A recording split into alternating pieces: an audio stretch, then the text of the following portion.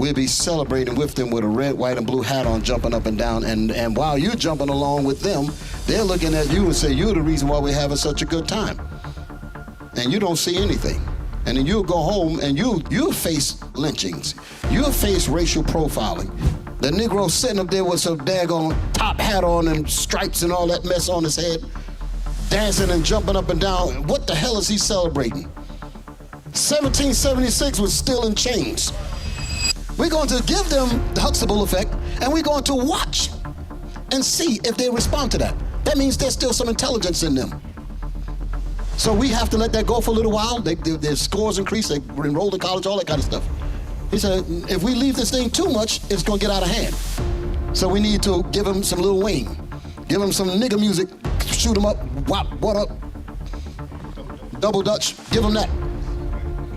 Then change them around. Then you get Julio Fulio, murder, drill rap, niggas, and a 20-year-old is doing life in prison, sweat equity.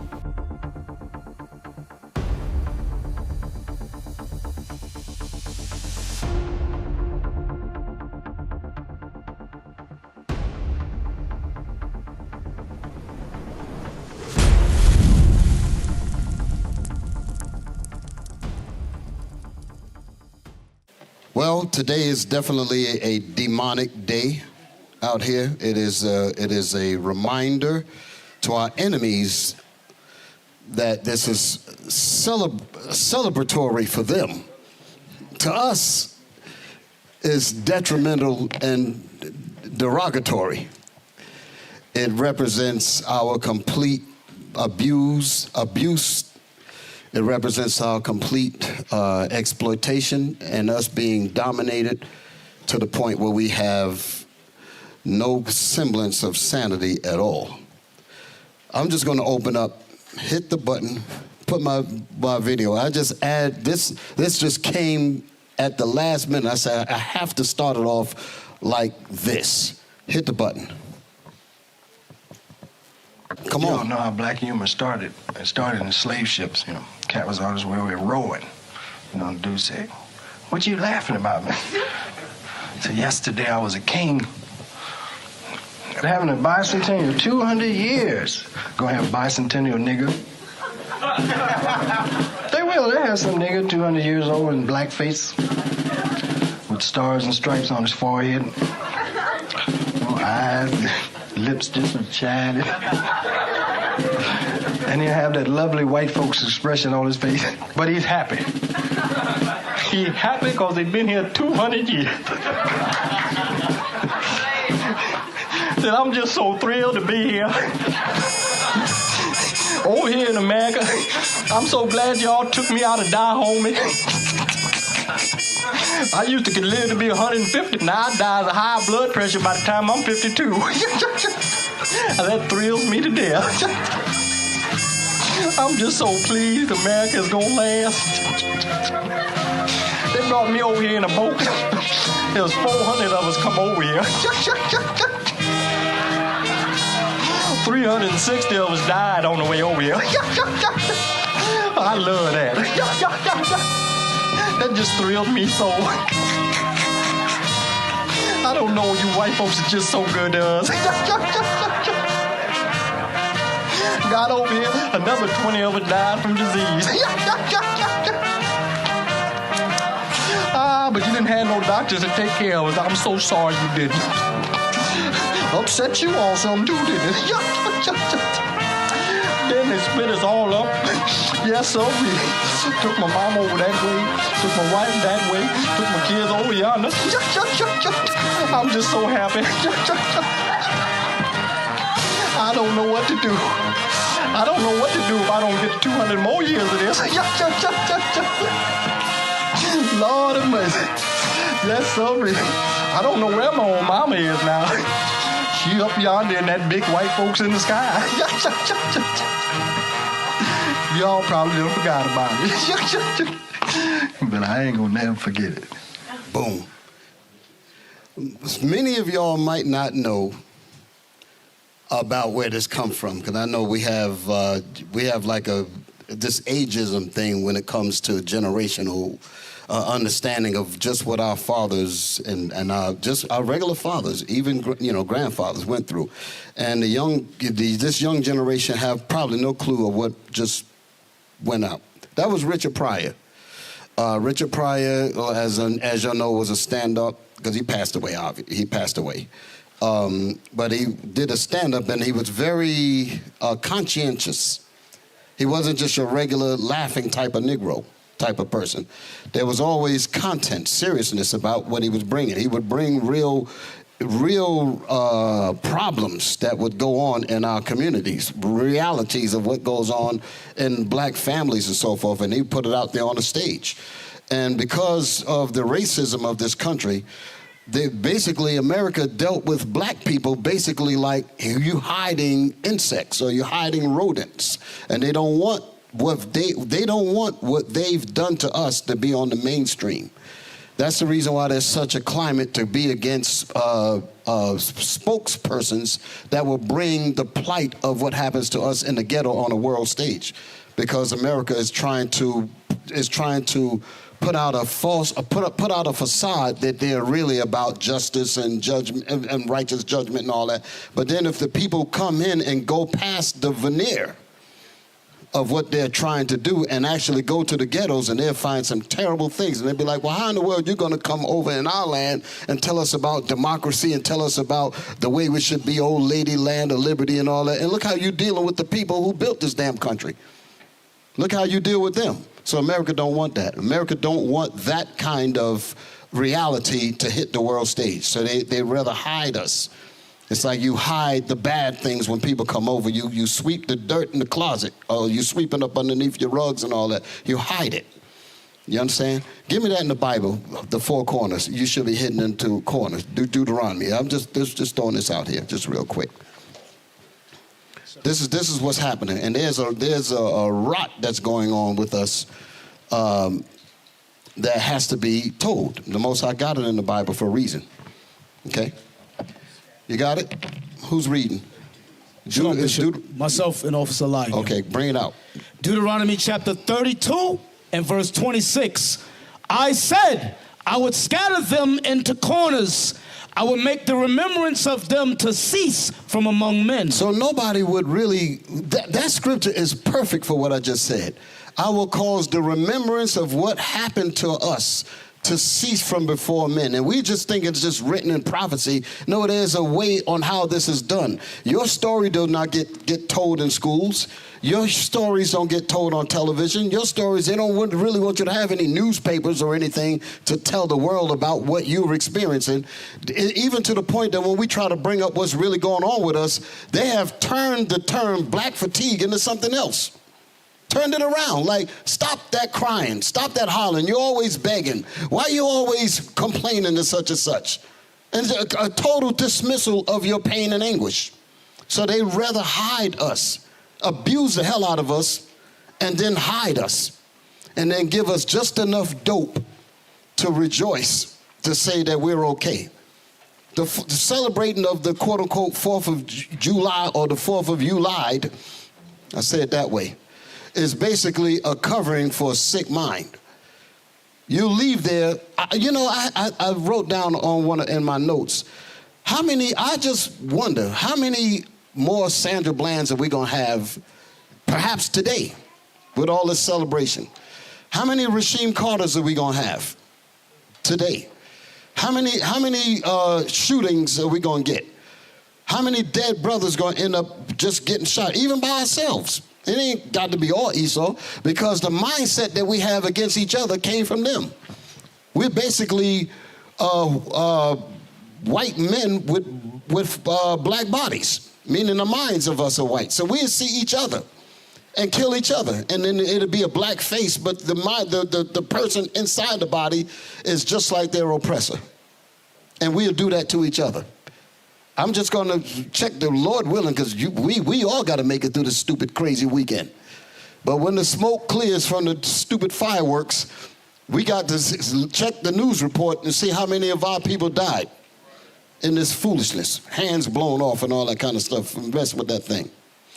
All right, put the title up there. Okay? All right. 250 years of celebration and 400 years of sweat equity. Sweat equity. Now, I know when people say 250 years because quote unquote America is celebrating their 250th year from their independence from Britain. 1776, July 4th, that kind of thing. When they separated from, or got, quote unquote, got their independence from their brothers, Great Britain. You dig it? And then 400 years of sweat equity is longer than 250 years, so we've been slaving and toiling before this place even became, quote unquote, America. You understand? So we've been catching the total abuse the moment we were dragged here and brought off the ships. So it's never been a good day for us. I want to give a quick shout out to Captain Gideon this morning and Deacon Malachi. They had very good shows today. I did watch it. A lot of good information. And all praise to the Most High. So we're going to keep on in the spirit of that thing. And by the way, that Psalms 91, that was some good stuff there. There's a lot of good components in that prayer. Okay? It's a beautiful thing. We do dwell in the sanctity of the Most High, because as we are to harness and buckle down into the rights and into the commandments and into the spirit of the Lord on this Sabbath day, at the same time we have our enemies that are praying for our complete destruction, and they're celebrating the fact that we are basically mute to ourselves. And that's what they're really celebrating, because if we were not here, they wouldn't be celebrating nothing. The whole fact that the country is even moving in a particular direction, meaning in terms of their prosperity, is an affirmation on the destruction that happened to us. I've even read in certain documents that America is more prosperous after slavery than when we were in slavery. I've seen that. I've brought that report out on several programs that we did up in here. America is more prosperous after slavery in terms of exploiting us than they were when we were in slavery. Because you got to think about it. When we were in slavery, we still had our minds. Physical slavery. We still fought to be free. That took work and effort. He said, this is too much work for me. I can't get any sleep. So I need to do things to make them be willing slaves where I can sleep in comfort. And he used our women in many cases. And that's what he did. And basically put out an indoctrinational program to make us enslave ourselves, make us do evil to each other. And while at the same time the merchants have come in, the businesses have come in, all of the nations have sought to suck the blood from us. Move into your neighborhood, set all kinds of shops and this and that and the other, and literally drain every piece of dollar that you work for from the plantation that you work on, because you don't really get a chance to do anything for yourselves. And if you try to do anything for yourselves, they say, we got to bomb you, we got to set you up, we got to destroy you, we got to do all kinds of things, because that's not your place. So that's what they're celebrating. They're celebrating 250 years, meaning since their quote-unquote independence. 250 years of completely shaping us and making us to be the sweat equity vehicles to allow all of them to prosper. But yet we're so dumb and deaf and blind, we'll be celebrating with them with a red, white, and blue hat on, jumping up and down. And while you're jumping along with them, they're looking at you and say, you're the reason why we're having such a good time. And you don't see anything. And then you'll go home and you'll face lynchings. You'll face racial profiling. You will face all kinds of, when you go back and look in your areas where you live at, you got all kinds of crime, drugs, and everything else. Even if you live in what you might call an affluent neighborhood, there ain't no blacks really living like that. Just because you got a house with some grass around it, you think you're doing something. You don't understand when people say, I got multiple vacation homes. Airlines, they park a damn jet. They have a runway where that's their driveway. That they're flying all over the world. You can't even fathom that kind of liberty. You can't even think on that level. Talking about we're just as equal with the prosperity as white folks. No, they're celebrating the fact that we're in complete dominance. That's how they want it. Y'all all right? All right. So, like I said, America is celebrating their 250th year of independence from the seventh head, Great Britain. Could we get that image of, that's right, put that on the board. Okay, this is what we're talking about. America came from here. Yes, we're getting ready to go into some history on how all of this thing came about. Like I said, the classes that came before me did a very excellent job. But I want to go into how the psychology of how we got to where we are. I want to go through the steps that brought us to where we are now. So you can compound this along with the classes that went down. So as you see, the seven heads, this is in the Bible, and we're going to read that in a little while. The seven heads, this is what the Bible records in the book of Revelation chapter 12, verse 3. Give me that real quick. Yes, sir. The book of Revelation, chapter 12 and verse 3. And there appeared another wonder in heaven, and behold, a great red dragon. And behold, a great red dragon. This red beast, this red dragon is talking about red people, a red nation. Let me get the chapter where you're at. Read that again. Revelation chapter 12, verse 3. And there appeared another wonder in heaven, and behold, a great red dragon. A great red dragon, a great red dragon. I'm looking now. Give me. I think it's the chapter 18 where it tells you about what this beast is. This beast that John wondered about. Revelation chapter 17, verse 18. Mm-hmm. And the woman which thou sawest is that great red dragon. That's the woman that is basically talking about is the eighth head that came from the seven. Okay, we're going to go back over that. That's America breaking away from Great Britain. Read that again. And the woman which thou sawest and the woman that thou sawest, the woman was the eighth head that came from the seven heads, which is, put the image back up there again, which was Greece, Rome, Spain, France, Germany, Russia, and then you see Great Britain. Great Britain. And then, well, no. Great Britain is the seventh. The eighth head is America. I almost read this thing wrong. I'm about to say, I hope they didn't mess this up when they put it together. So y'all see it. Greece, Rome, Spain, France, that's 4. 5 is Germany. 6 is Russia. 7 is Great Britain. Y'all all right? Mm-hmm. And from that seventh head came America, and that's what they're celebrating. They're celebrating 250 years being broken away from Great Britain. Y'all all right? So this eighth head is what we're talking about here in Revelation 17, verse 18. Read that again. And the woman which thou sawest is that great city which reigneth over the kings of the earth. So why did the Lord have to explain this to John? Because this eighth head, when it was being broken down to him in the earlier parts of the chapter, that was a mystery to him, meaning to John and and everybody else. It's a mystery to who is this eighth head? Who is this one? Because the other 7 were back there. They just had different names. But the eighth head did not exist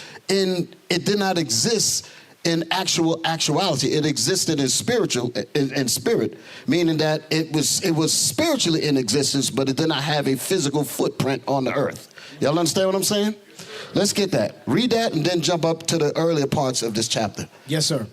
Read that again, that verse you just read. Verse 18. And the woman which thou sawest is that great city which reigneth over the kings of the earth. So that 8, it says, and the woman, which is that eighth head, which thou sawest, is the great city, that's America. America, the great city, which reigneth, which rule over the kings of the earth. America is ruling over everybody. So that's who this is describing. The Lord is describing this to John.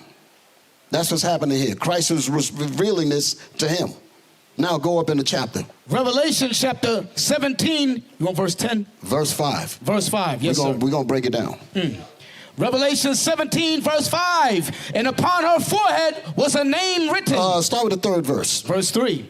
So he carried me away. You can really start, but I'm not going to do it. You can read this whole chapter, but I'm going to just do verse because I got a lot to bring out and time is running. So yes, make sure your notes are together. Third verse. Revelation chapter 17, verse 3. So he carried me away in the spirit into the wilderness, and I saw a woman sit upon a scarlet-colored beast. So that's what John was in mystery over. What is this beast that he sees? He saw, read it again. So he carried me away in the spirit into the wilderness, and I saw a woman sit upon a scarlet-colored beast. He saw a woman sitting upon a scarlet-colored beast. So this woman was somewhat different than the other beast that she was sitting on. I want y'all to understand what you're reading here.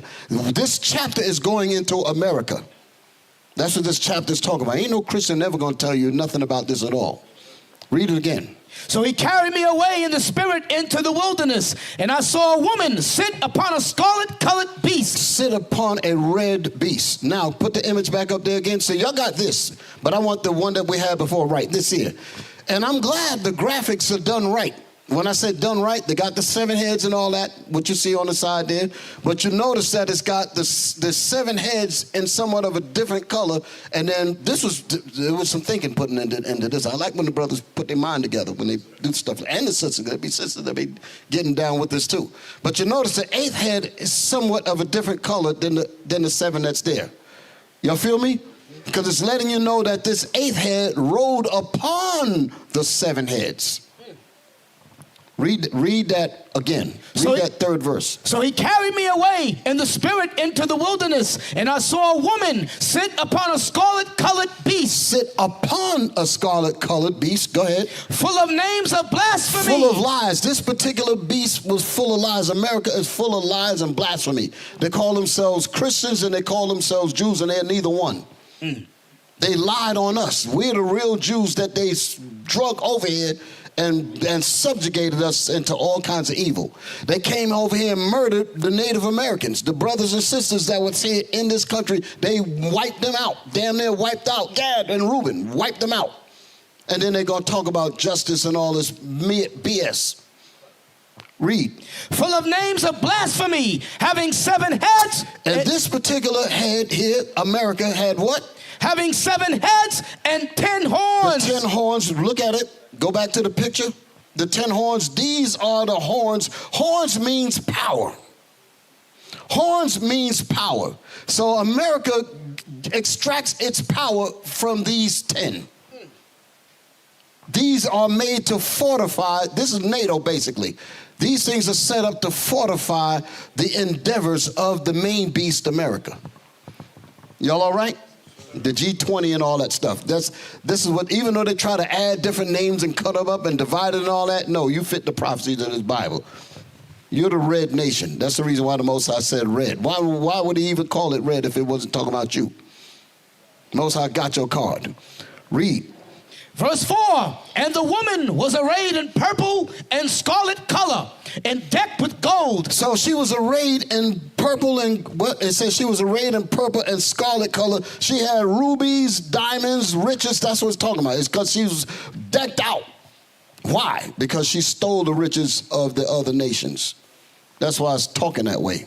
Okay, because she stole and robbed all the nations. That's why when we read in the last, go back to the last verse. We're going to do some jumping, Liam. We're coming back here. Yes, sir. Go to the last verse of that chapter. Verse 18, and the woman which thou sawest is that great city which reigneth over do what? Reigneth over the kings of the earth. Made them all drunk by the wrath of her fornication. That's what their democracy is all about. That's what their foreign policy is all about. They make the nations drunk with the weapons and the lies of their Christian programs and all that, and indoctrinate and subjugate all of the nations to follow their dictate. Go back to the scripture where you was at. Verse 4, and the woman was arrayed in purple and scarlet color and decked with gold and precious stones and pearls, having a golden cup in her hand, full of abominations. Full of abominations. And filthiness of her fornication. You read that right, too. This place is loaded with all kinds of abominations and filthiness and everything. This place here. Go ahead.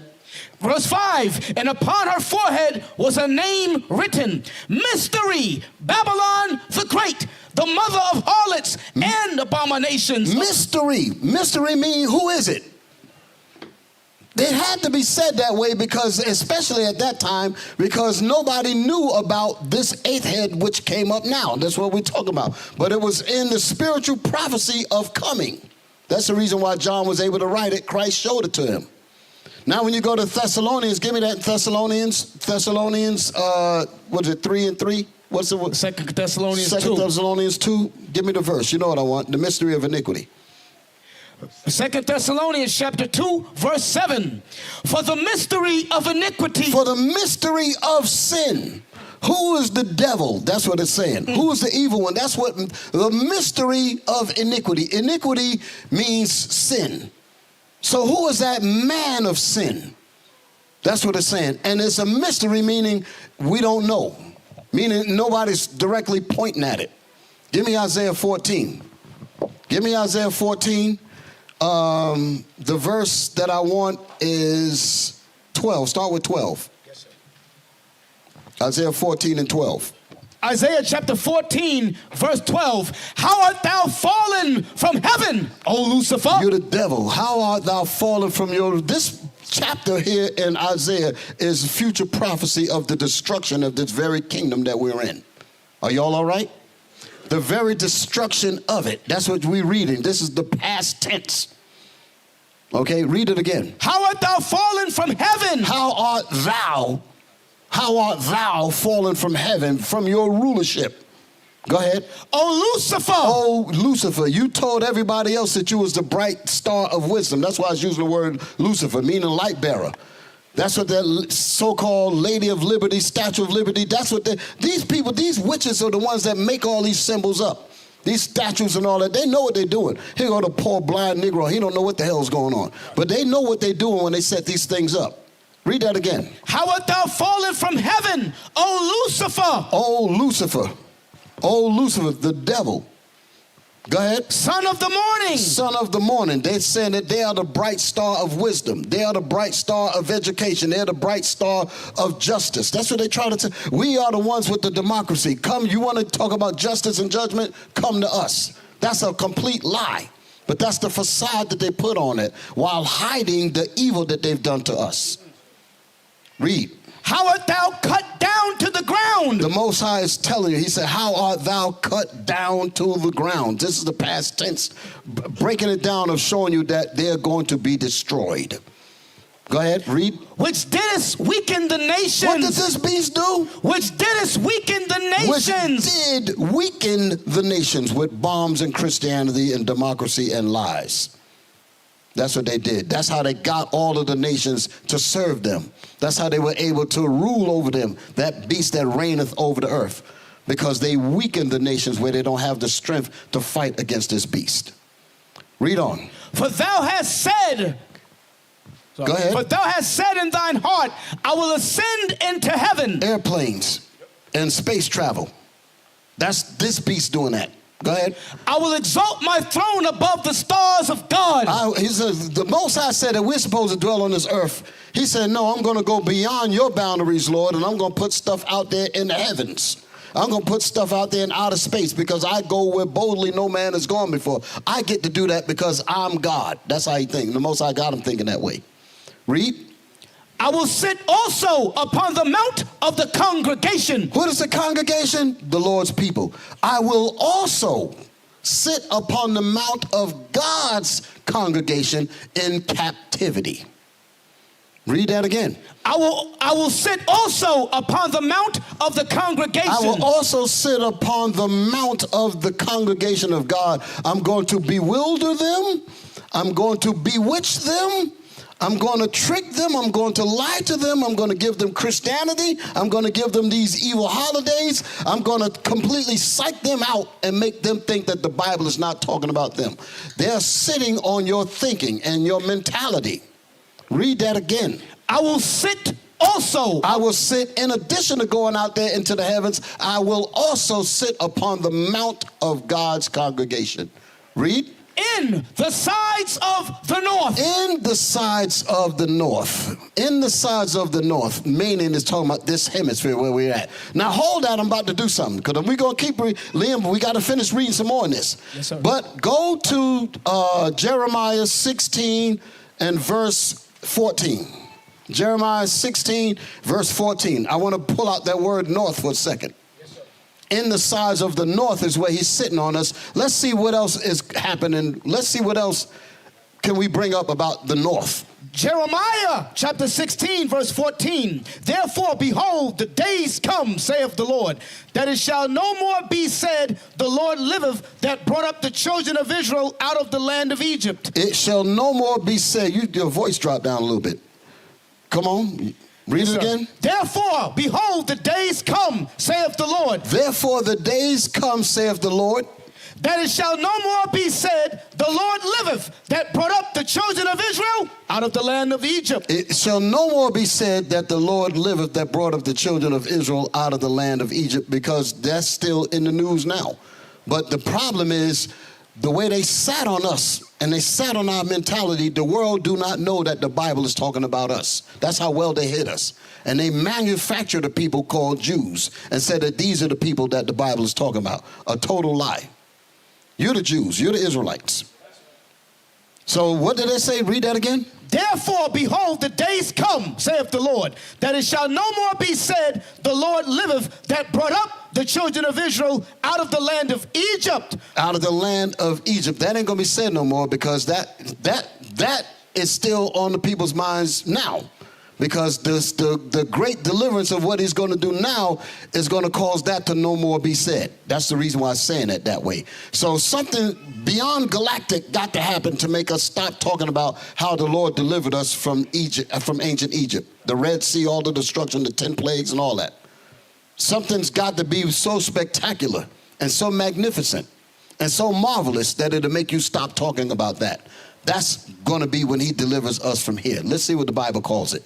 Read. But the Lord liveth, that brought up the children of Israel. This is, in other words, this is what the people are going to talk about. This is where that miraculous, marvelous, spectacular deliverance. Read that again. But the Lord liveth, that brought up the children of Israel from the land of the north. From the land of the what? From the land of the north. The same place where we're being oppressed at. That's what we was reading in Isaiah. Y'all getting this? In the land of the north. So when that happened, that's going to shake up everything. Give me Wisdom of Solomon. Let me throw one more in there. Wisdom of Solomon 1 and 2. The 5th chapter, verse 1 and 2. Come on. This is what's going to be even more spectacular. That's going to make everybody forget about what happened in ancient Egypt. Listen to this. Wisdom of Solomon, chapter 5, verse 1. Then shall the righteous man stand in great boldness. That's what you're being taught now. We have to be bold among our enemies that are literally praying for us to remain slaves, praying for us to be able to do nothing for ourselves. They want to continue to exploit and dominate, and for us to do nothing for ourselves. They want to continue to do that. Read that again. Then shall the righteous man stand in great boldness. But in the middle of that psychological tyranny and that physical tyranny that we face, the Most High said that we are still going to stand in great boldness. Listen. Before the face of such as have afflicted him. We're going to stand before the face of those that have afflicted us. So in their minds, they said there's no way in the world they're supposed to be standing up. We've afflicted them, and we mean to keep them into the corners. We mean to keep them hidden. Did we finish reading that in Deuteronomy? We have scattered them in the corners? We read that, Bishop. Yes, sir. Read that again. Where you at? Then shall the righteous man stand in great boldness before the face of such as have afflicted him. Before the face of those our enemies that have afflicted us. So we were not brought over here for anything but to be their slaves. That's their mentality. And how do they know that? Because they know our Bible. We're going to get ready to get deep. You're going to find out all about this. The book of Eli all over again. Because they know what this Bible is about. Y'all all right? Yes, but that's what they understand. As we are sojourning, I gotta use that word loosely. As we're sojourning, they said just stay in your place, because that's the only reason why we brought you here. You are the fuel, you are the burden bearers of the real Americans. And our celebration is celebrating the fact that we've dominated you for 250 years. That's what they're really celebrating. Read that again. Where you at? Then shall the righteous man stand in great boldness. Then shall the righteous man, us, stand in great boldness, listen, before the face of such as have afflicted him. And so in their mind, they're like, what is this? You old uppity. What do you mean you standing up? What do you mean you trying to get out of your place? We need you to be in your place. That's their mentality. I don't give a damn what they say. That's what they really mean. Some of them will straight tell you that. And here you trying to get out of it. In their mind, they say, oh, you trying to get out of it. You should love being under me. As a matter of fact, he calls it sick when you try to get away from him. Drapetomania. Y'all ever heard that term before? Drapetomania. They say it's a sickness to want to run away from master. They said a so-called Negro or slave that seeks freedom from good old master, because he'll say that he ain't good at all. But he'll put that out there, the arrogancy of these demons. And the fact that you want to get away from such a vile snake. They said something is wrong with him. He's better off being with me, being whipped, burned, raped, castrated, lynched, hung, tortured. And because you want to get away from that, he'll put it out there and say something is wrong with you mentally. You have something that he made up, drapetomania. But that's their mentality. Read on. Read. And made no account of his labors. Didn't give a damn about all the work that we did beyond 250 years, damn it. Beyond that. Made no account of what we did. The Negro sitting up there with some daggone top hat on and stripes and all that mess on his head, dancing and jumping up and down. What the hell is he celebrating? 1776, his black ass was still in chains. You know, I should have researched this deeper, but I think I might. You, some historians, y'all can correct me. I might have this wrong, and I didn't really dwell on it like I wanted to. The Statue of Liberty that sits in the New York Harbor. If you've ever visited it, you don't get to see the feet of the statue. You don't know what I'm talking about, do you? Can we find some images of the feet? So somebody said it. It has chains on it. There's chains at the bottom. You want to know what that's? And like I say, y'all correct me if I'm wrong. Some of y'all were better in U.S. history than I was. Because they didn't want to teach me too much. You dig it? But that's, if my intelligence serves me at least kind of decent, it is a symbol that this Lady of Liberty has broken away from the grip of Britain. But there's images that shows clearly that's what I'm talking about. That's a better one. Y'all see that? That's what that was representing. That's what that was representing. So they'll understand that about breaking away from such and such, but we can't have that. We can't want that for ourselves. You got people coming over to Ellis Island and all that, looking to this here. That is a symbol for them. Meanwhile, we are in slavery up underneath this very system. And it probably took some work to find this, because I understand that they got this thing around it and all that. It's really hard to even get these kinds of images. But I'm just throwing that out there. Y'all all right? Where was I at in the Bible? That Wisdom of Solomon. Come on, let's get some more of that. Wisdom of Solomon, chapter 5, verse 2. When they see it, they shall be troubled with terrible fear. When our enemies see us stand up with great boldness, they shall be shaken and what does it say? They shall be what? Troubled with terrible fear. They shall be troubled with terrible fear, because they know who they have in captivity. They know who they have in slavery. So the point is for you not to know who you are, but they know who you are. And we're going to prove that. Y'all all right? We're going to get them parts in. They know who you are, but they don't want you to know who you are. And as long as you don't know who you are, you will subject yourselves to inferior behavior. You will subject yourselves to mediocrity in your walk, in your aspirations, in your endeavors. You will shortchange yourselves, because you will think no more of yourselves other than what they taught you to think of yourselves. Read that again. When they see it, they shall be troubled with terrible fear. So the terrible fear is you breaking out of that sickness and recognizing who you truly are. And when you do that, that's when the world is going to catch hell, because they say that means the God of these people is soon to come. And that's what they're today, this day here, they're praying against that very statement. Do you understand that? They're celebrating to make sure that we stay dominated.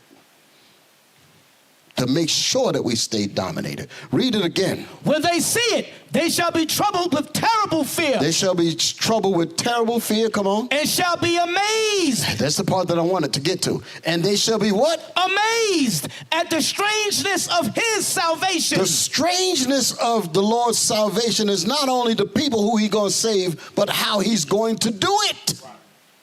Read it again.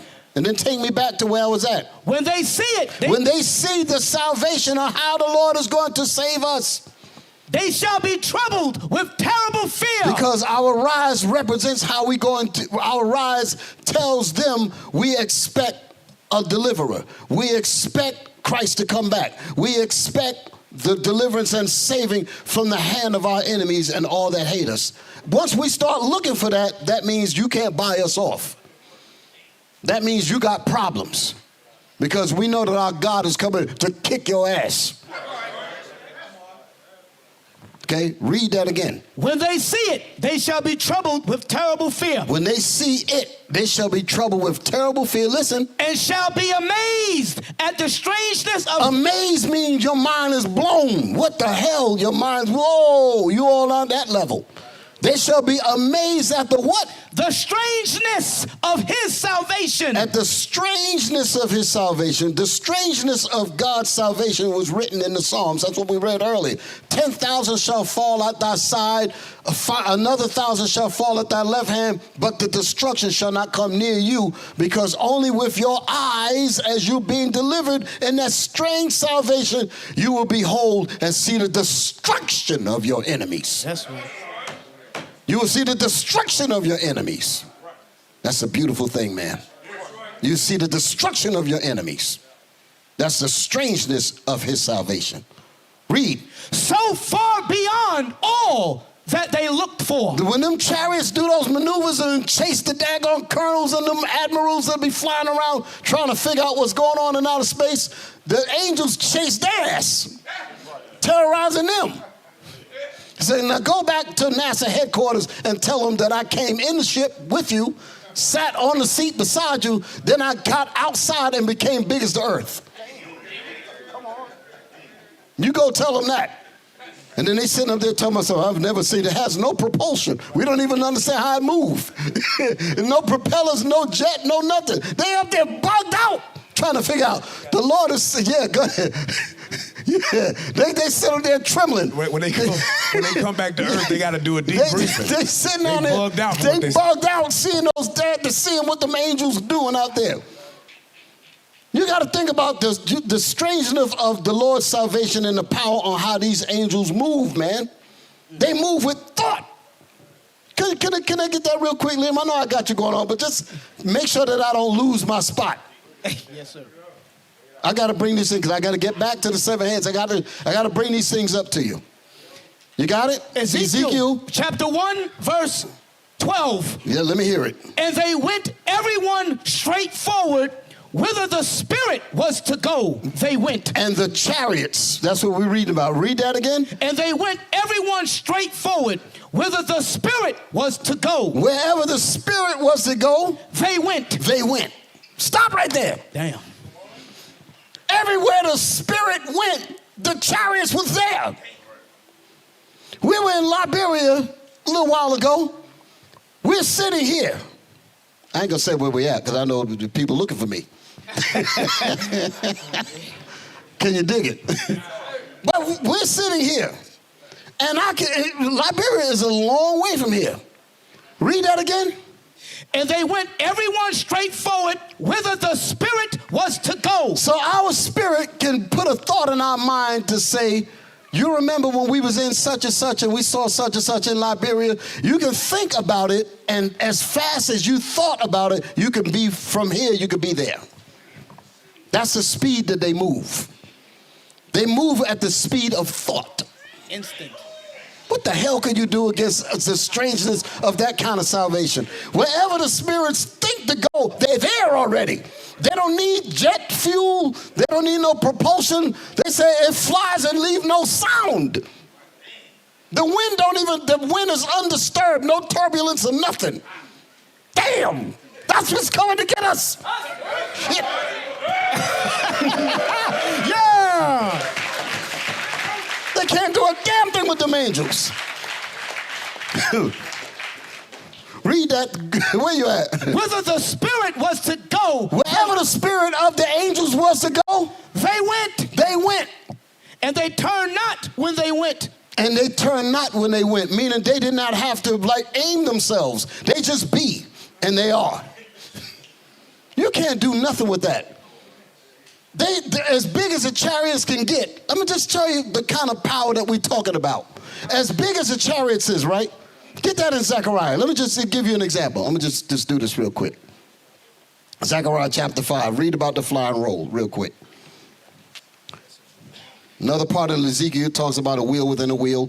But I'm just throwing these different things out here just to show you the magnificence of what we're reading in Wisdom of Solomon. Liam, I know I got you all over the place. Just remember to go back to my spots because I got to eventually get back to Revelation. You all right? Yes, sir. Okay, come on. Zechariah chapter 5 and 1. Then I turned and lifted up mine eyes and looked, and behold, a flying roll. A flying roll. Come on. And he said unto me, what seest thou? What you see, Zechariah? What you looking at? Come on. And I answered, I see a flying roll. I see a flying roll. Listen. The length thereof is 20 cubits. So he's giving you the size of it. The length of it is 20 cubits. That's almost like a yard. 20 yards, right? Go ahead. And the breadth thereof, 10 cubits. And the width of it is 10 cubits. That's a pretty sizable ship. Go ahead. Then said he unto me, this is the curse that goeth forth over the face of the whole earth. This is the curse, meaning the chariots. I'm going to send the chariots to terrorize my enemies. That's what the Lord is saying. This is the curse that I'm going to send to destroy the nations. Read. For everyone that stealeth shall be cut off as on this side according to it. So when Zechariah looked up, he saw written on one side of the ship, everyone that stealeth shall be cut off according to what's written on that side of the ship. Read. And everyone that sweareth shall be cut off as one that side according to it. And everyone that does what? And everyone that sweareth shall be cut off as on that side according to it. So on the other side of the ship, everyone that sweareth shall be cut off according to what's on the other side of the ship. Listen. So that's what it's coming to do. America is a major thief. Okay? And she's an amazing liar. Swearing. Saying that they're the Israelites. Saying that they're the Jews. Saying that in God we trust and all that. Lies. And saying that they are not a thief.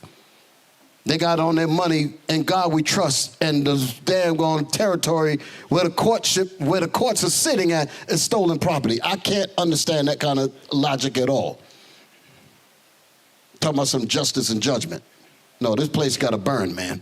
The hell with that. Yes, sir. Come on, bring it out. You know how you know that this ship was huge? How could he make out the words from where he was standing? Because you know how a billboard is up there.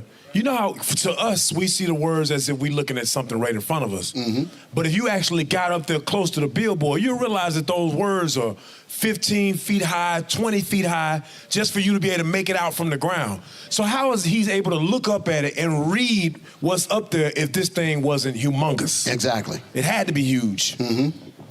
Come on. Verse 4, I will bring it forth. I will bring it. I will bring it forward. Them chariots that can move at the speed of thought. I will bring it forward. Go ahead. Saith the Lord of hosts. Saith the Lord of hosts. And it shall enter into the house of the thief. And it shall enter into the house of the thief, America. That's the reason why they're complaining about it now. That's the reason why they're talking about Star Wars and all that, because it's invading it's just popping up when it wants to. Just showing up when it feels like it. And it shall do what? Enter into the house of the thief. And what shall it continue to do? And into the house of him that sweareth falsely by my name. And those that lied on the Bible, that swear falsely with your Christian garbage. You took my Bible and you put your nasty hands on it, and you told the nations that the Bible was about what you're doing. Meanwhile, my children of Israel is suffering up underneath your brutality. Read. And it shall remain in the midst of And it shall remain that it can't get rid of them. Read. And it shall remain in the midst of his house. And it shall remain in the midst of his house. And shall consume it. And shall do what? Consume it. And shall what? Consume it. With what? With the timber thereof and the stones thereof. Meaning fire and brimstone destruction. That's what those chariots represent. They know that.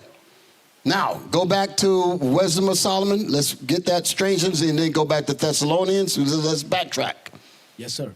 Wisdom of Solomon, chapter 5, verse 2. When they see it, they shall be troubled with terrible fear. Now you understand why they acting up the way they acting up. They're trying. They having such a fit that the Israelites are waking up. Believe me when I tell you that. Believe the Bible. Right. Read. And shall be amazed at the strangeness of his salvation. And they're trying to keep it silent, but they're amazed when they go out there, because they ain't even supposed to be out there anyway. They're out there trying to mess, and the Lord said, okay, well, I'm going to show you a little something. They said, basically, I saw this in a documentary. They did a reenactment of it, but what the real astronauts really went out there and saw when they went out there, when they was doing those Apollo flights and all of that. They said that, do you think that those beings out there, do you think that they need all that crap in Florida to get two men on a bicycle up there in outer space? Understand what that statement means. What they saw with the maneuvers of the chariots, the technology and the stuff that these things can do made the whole NASA program look like a bicycle. That's what he was saying. That's what he meant when he said that. He said, do you think that these beings that's up there, you think they need all this garbage that you got down here to get two men up there on a bicycle? Y'all get it? That's the strangeness of his salvation. And they said, we can't let them talk. That's why they got to debrief them, like to your point. We can't let them talk, because they be saying, oh, they're black. They might say that. They said, well, what did they look like? They came and they were, come on, say it. They're black. The damn TV goes buzz, damn plugs get pulled. Y'all all right? Where we at, Liam? So far beyond all. Some footage? Okay, read it. Yes, sir. When they see it, they shall be troubled with terrible fear, and shall be amazed at the strangeness of his salvation. They shall be amazed at the strangeness of his salvation when he comes to save you. That's what's going to make you forget about Egypt. Ain't nobody going to talk about Egypt at all when this kind of deliverance come. When that's Psalms 91, those attributes that's written in there, when that stuff get to rolling, ain't nobody going to think about Egypt at all. This is going to make everything look like nothing. From the sides of the north, in the north country, that's what it says. Okay, there's another scripture that literally says the north country in Jeremiah, the same scripture. Okay, what is that, Jeremiah 49 or something like that? Just read that one and then we go back to where I was at. Yes, saying the same thing. They use the word country in this one. Thank you. Say it again. Jeremiah 23. Okay, 7. let me hear it. Jeremiah chapter 23. And verse 7. Read. Therefore, behold, the days come, saith the Lord. Come on, turn them up. I want to hear you. Therefore, behold, the days come, saith the Lord, that they shall no more say, the Lord liveth, which brought up the children of Israel out of the land of Egypt. Because everybody's still talking like that, because the Lord has not made his grand debut, his second debut to take us out of here. He didn't do that yet. So everybody's still talking about when we was in Egypt, when we were in Egypt. Go ahead. But the Lord liveth. This is what they're going to say. But what? The Lord liveth, which brought up and which led the seed of the house of Israel out of... Ooh, I like this one. Which did what? Which brought up and which led the seed of the house of Israel out of the north country. Did y'all get that? the Most High is coming back to take us home. Okay? From the North Country. Yeah. Okay? So now let's go back to that Isaiah, and then we go back to Revelation. Isaiah chapter 14, verse 13. For thou hast said in thine heart, I will ascend into heaven. I will exalt my throne above the stars of God. I will sit also upon the mount of the congregation. I will sit upon the Israelites and keep them in ignorance and evil and sin and the evil that we do to each other. They keep that going. Go ahead. In the sides of the north. In the sides of the North Country, North America. That's why it's saying it that way. Okay? Go ahead. Is there more on that? I will ascend above the heights of the clouds. I will be like the Most High. I will be like the Most High. Go ahead. Yet thou shalt be brought down to hell. Yet thou shalt be brought down to destruction. Go ahead. To the sides of the pit. To the sides of the pit. You're not going to stop your downfall. Isaiah 14, verse 16. They that see thee shall narrowly... Did you skip anything? No, sir. Okay, read. They that see thee shall narrowly look upon thee. Now I remember where I was going. I was talking about the mystery. Yes. Because he's a mystery. Everybody acting like they don't know who he is. Read that again. They that see thee. They that see thee. Shall narrowly look upon thee and consider thee, saying, is this the man? Is this the what? The man? The man of sin. That's where I was going. The man of sin. Lucifer. That's what the chapter is going into. When you look at verse 12, just read the top part of verse 12 again, because again, this is showing you that this mystery is Esau. Read it again. Isaiah 14 and 12. Listen. How art thou fallen from... How art thou? Thou is you. The Bible is pointing at him.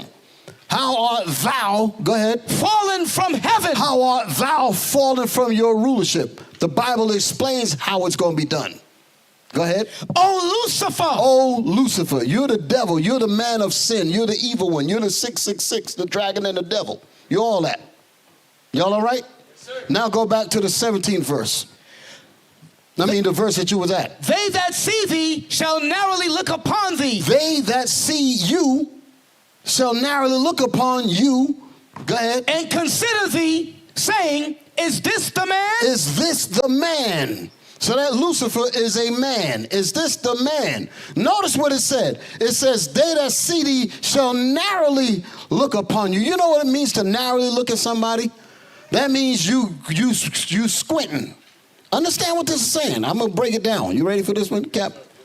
When you think about it even in a spiritual sense, if you narrowly look at something, that means you're removing out of your periphery the rose-colored glasses about who these people are or who they tell you. In other words, you remove the facade.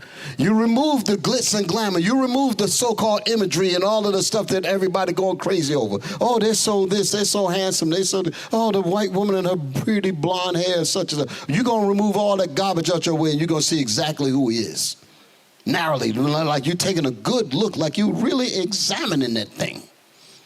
Read that again. They that see thee shall... They that see thee, what's going to cause them to see thee? The Bible.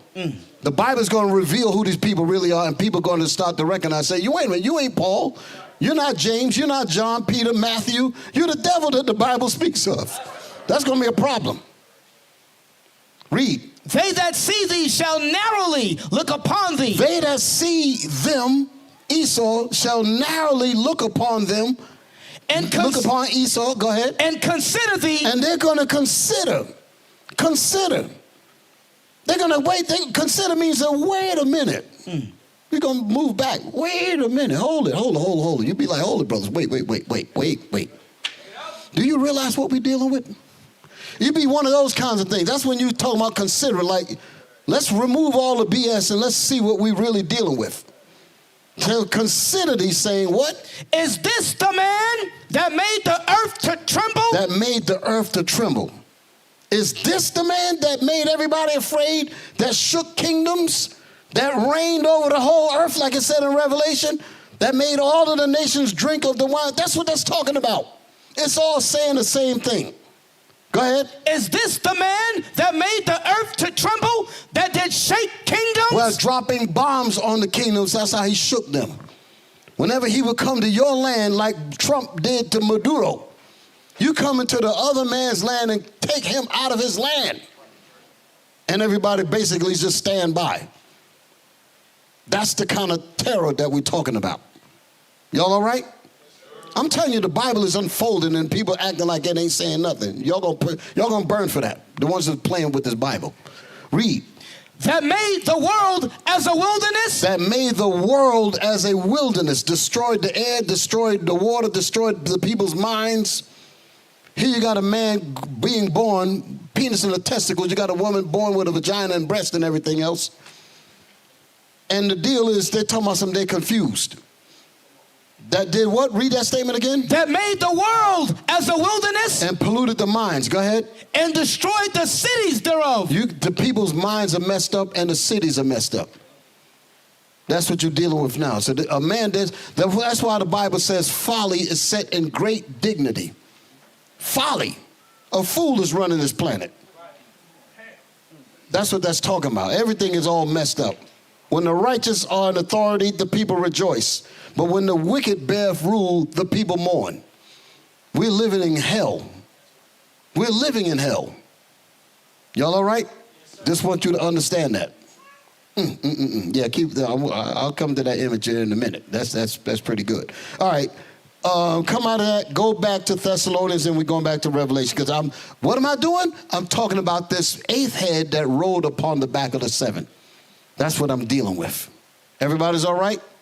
Thank God I didn't get lost. I was like, y'all all right? I know I went on. Read. Second Thessalonians chapter 2, verse 7. Yeah, because I don't want to go off on a tangent. That was my point. You okay? Go ahead, read. For the mystery of iniquity doth already work. For the mystery of iniquity, that's that man of sin that we were talking about. Okay? That's who we're talking about. That Lucifer. For what? For the mystery of iniquity doth already work. Doth already work means it's already in power. This is the time of Rome. The church of Thessalonica, the Israelites that was in Thessalonica. Esau was ruling over them as the Romans. Y'all digging this? So when the question came up about who is this man of sin, when you read that third verse on down, read that third verse. 2 Thessalonians chapter 2, verse 3. Let no man deceive you by any means, for that day shall not come, except there come a falling away first. This is what Paul is telling the Israelites. For that day shall not come, except the Israelites go in complete captivity, like where we're at now. All this is prophesied. Our deliverance is also prophesied. Read. And that man of sin. And that man of sin, there we go again. And that man of sin, the mystery. And that man of sin, go ahead. Be revealed. Be revealed. They shall take a good look at him and consider these saying. He said they shall narrowly look upon him and recognize, wait a minute, this man is the devil the Bible speaks of. Keep reading. The son of perdition. The son of hell, the son of destruction. So that's who he is. The son of perdition. Keep that word in mind. Perdition. Because when we go back to Revelation, you're going to see that word again. Y'all all right? The son of perdition. Perdition means destruction. He was made to be destroyed by God.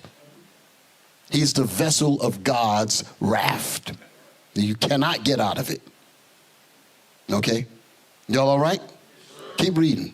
Who opposeth and exalteth himself above all that is called God. What did this devil do? Who opposeth. He opposed God. He opposed the Bible. He opposed all righteousness. Thou child of the devil. That's in Romans.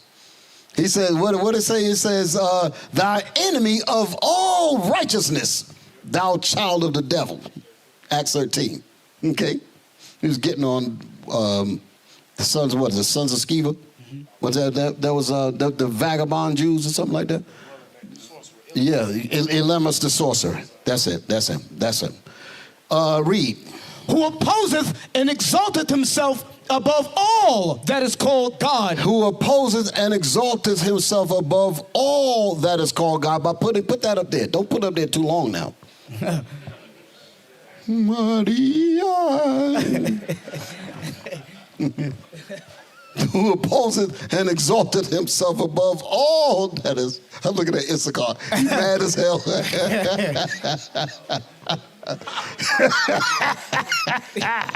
You all right? You're going to be all right, man. Give him a glass of, Lemonade. Read. Who opposeth and exalteth himself above all that is called God. Who opposeth, this man opposed everything in righteousness, thou enemy of all righteousness.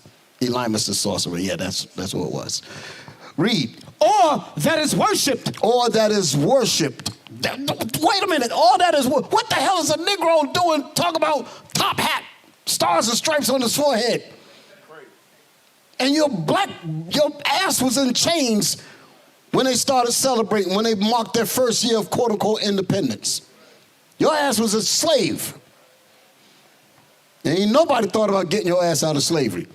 After slavery, Jim Crow, black codes, you name it, all types of things that was levied against us to make sure that we never prospered. I'm talking about celebrating. Read.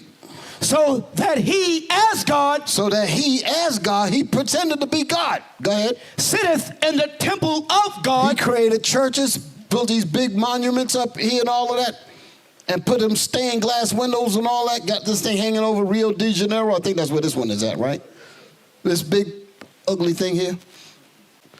Damn. Damn. Go ahead. So that he as God sitteth in the temple of God, showing himself that he is God. So he made everybody think that he's God. He made everybody think that he's the bright star of wisdom, the bright star of justice and all that. It's all saying the same thing, Lucifer. Read on. Where you at? Verse 5. Come on. Remember ye not that when I was yet with you, I told you these things? Come on. And now ye know what withholdeth, that he might be revealed in his time. His time is to be revealed today. He's being revealed now. Go ahead. For the mystery of iniquity doth already work. Now he's taking it back to when they was literally in Rome. He says, because, that's what for means. Because the wicked is already ruling over us as the Romans. He was pointing, letting you know who the devil was. Paul knew that. Okay, read. Only he who now letteth will let. Only the Lord who now allow him to continue to rule will let him rule. Listen. Until he be taken out of the way. In other words, when their time is up, they're done. That's it. So the sand is running out of the hourglass. And every so-called Negro that's tied up, the Israelite, Hispanics and all that, that's tied up with them, your time is going down with them. When they go down, you're going to go down too. All right, so get me back to where I was at. Where was that? Revelation. Yes. 17. Yes, sir. Put the thing back up there again with them 7 heads. So again, you got the 7 heads: Greece, Rome, Spain, France, Germany, Russia, and Britain. Those were the 7. And then from that 7th head came that 8th head, America. Y'all all right? We're getting ready to get into it now. Y'all okay? Revelation 17. Let's go. You want Revelation chapter 7? What verse were you in? 4 or 5? We're in 5 now. Okay, read. Revelation 17, verse 5. And upon her forehead was a name written, Mystery. Mystery, that's how we got into all of this, the word mystery. Mystery, like, who is it? Where's this? What are you talking about? Because it was a mystery then. This particular beast did not even physically exist during the time when this was written. Read it again. And upon her forehead was a name written, Mystery. Mystery. Babylon the Great. Babylon the Great. Babylon, land of great lies, land of confusion. Babylon, Babel. Go ahead. The mother of harlots. The mother of whores. America bangs all the nations and make them get in bed with her, so you can understand, and make them follow her ways. And if you don't accept America's ways, in their foreign policies and so forth, and their political agendas and so forth, they cut your monies off, they cut your food off, they put embargoes against you, sanction you. You can't even sell your own goods, stuff like that. You trying to tell Iraq and them over there talking about the Strait of Hormuz that they can't move oil. Stuff like that, that's a clear indication of what we're talking about. What other country could do that? What other country can do that? Or has done that? Nobody. Only this beast can do that. Read. The mother of harlots. The mother of whores. The whorehouse. And abominations of the earth. And this place is also the abominations of the earth. The worst abominations of all times is right here. And the worst thing about it is that the abominations are so magnificent. And the sicknesses is so pervasive. The people who are subject to the abominations think that they're in heaven. Boy, that's a hell of a drug. You understand? We've been messed up so much. We're literally drowning in abominations. But the microwave of the filthy spirits have zapped your brain into thinking that this is utopia. And we're living in the greatest abominations of all times. Right here. That is a level of, that's indescribable. That's divine sickness almost. Read. And I saw the woman drunken with the blood of the saints. We're going to talk about that. The blood of the saints with the history. We're getting ready to get into some of that. And I saw the what? The woman drunken with the blood of the saints. Meaning that America drank our blood in captivity, in robberies and rapes, castrations, you name it. Slavery, all of it. That's what they did. Drunk captivity upon us. Murder. Read. And with the blood of the martyrs of Jesus. And they also killed the martyrs of Jesus. Our people. A lot of our people trying to do right. And they've knocked them off. Come on. And when I saw her, I wondered with great admiration. I wondered with great admiration because I don't see this beast in full existence, but I'm getting the understanding of it in a spiritual sense. And this thing, when this thing comes, it's going to be crazy. That's what the writer wants you to understand as the reader. Y'all all right? Read that again. Let's move on. And when I saw her, I wondered with great admiration. I wondered with great admiration. Come on. And the angel said unto me. Hold it. And the angel said what? What verse are you in? You're in 7 now, right? Yes, sir. Come on, read. And the angel said unto me, wherefore didst thou marvel? Hey, John, why are you marveling? Why are you bugging out? Don't worry, I got you. I know I showed you some stuff that's bugging you the hell out. Read that again. And the angel said unto me, wherefore didst thou marvel? Why are you marveling? Go ahead. I will tell thee the mystery of the woman. I will tell you the mystery of this woman. And of the beast that carrieth her. And I will also tell you about the beast that carrieth her. Go back to that image with the 7 heads again. I will also tell you about the 8th head. Do y'all see that on the board? That's the woman. He said, I will tell you about the 8th head, which is America. And I will also tell you about the 7 that carried her. Y'all all right? Read. Which have the 7 heads and 10 horns. So this 8th head has the 7 heads in her wings, so to speak. Read. The beast that thou sawest. Read that again. The verse right before that. There was a word I didn't bring out. Yes, sir. And the angel said unto me, wherefore didst thou marvel? Come on. I will tell thee the mystery of the woman and of the beast that carrieth her. Come on. Which have the 7 heads and 10 horns. That's the part of it. And the 10 horns. Which have the 7 heads and the 10 horns. I wanted to say that. Go ahead. Now read. The beast that thou sawest. Hold it. He said, the beast that you saw, John, that you're marveling over, that you're bugging out about, was, hold it, the same thing that was said in Isaiah. They have to narrowly look upon him to find out who he really is, a mystery. Thessalonians, the mystery of iniquity, and that man of sin had to be revealed. Because if he's not revealed, he remains a mystery. He's a mystery. He remains a mystery. The mystery is getting ready to get cleared up. the Most High is having this scripture broken down to John? Through Christ. Christ was the one that was given to him. Y'all all right? Read that again. The beast that thou sawest was. Call it the beast that you saw, John, that you're marveling over. The beast that you saw, that eighth head that you saw, go ahead. It was in your vision. And is not. But it is not in your time yet. It's not in existence yet. That's why it's different color. Come back up here again. That's why it's highlighted in a different color here. That's why I said the brothers whoever did this, they knew what they were doing. He made it different from the 7. He or she. Because we got women that's on fire with this stuff. So all praise to the Lord for that. Read that again. The beast that thou sawest was. It was in your vision, John. And is not. But it is not. You got to think about it. John is the one that's writing this. And as John is writing it, he's bugging out by what the Spirit, what Christ is showing him. He said, yes, I see it. Like Habakkuk, he got sick. He said, Lord, he got sick. It made him dizzy. He said, just help me, just let me be asleep when that time comes. It's just too much for me. So here's John bugging out. He said, what is this? And I'm marveling, as John would say. Christ told him, said, don't worry about that. I got you. Read that again.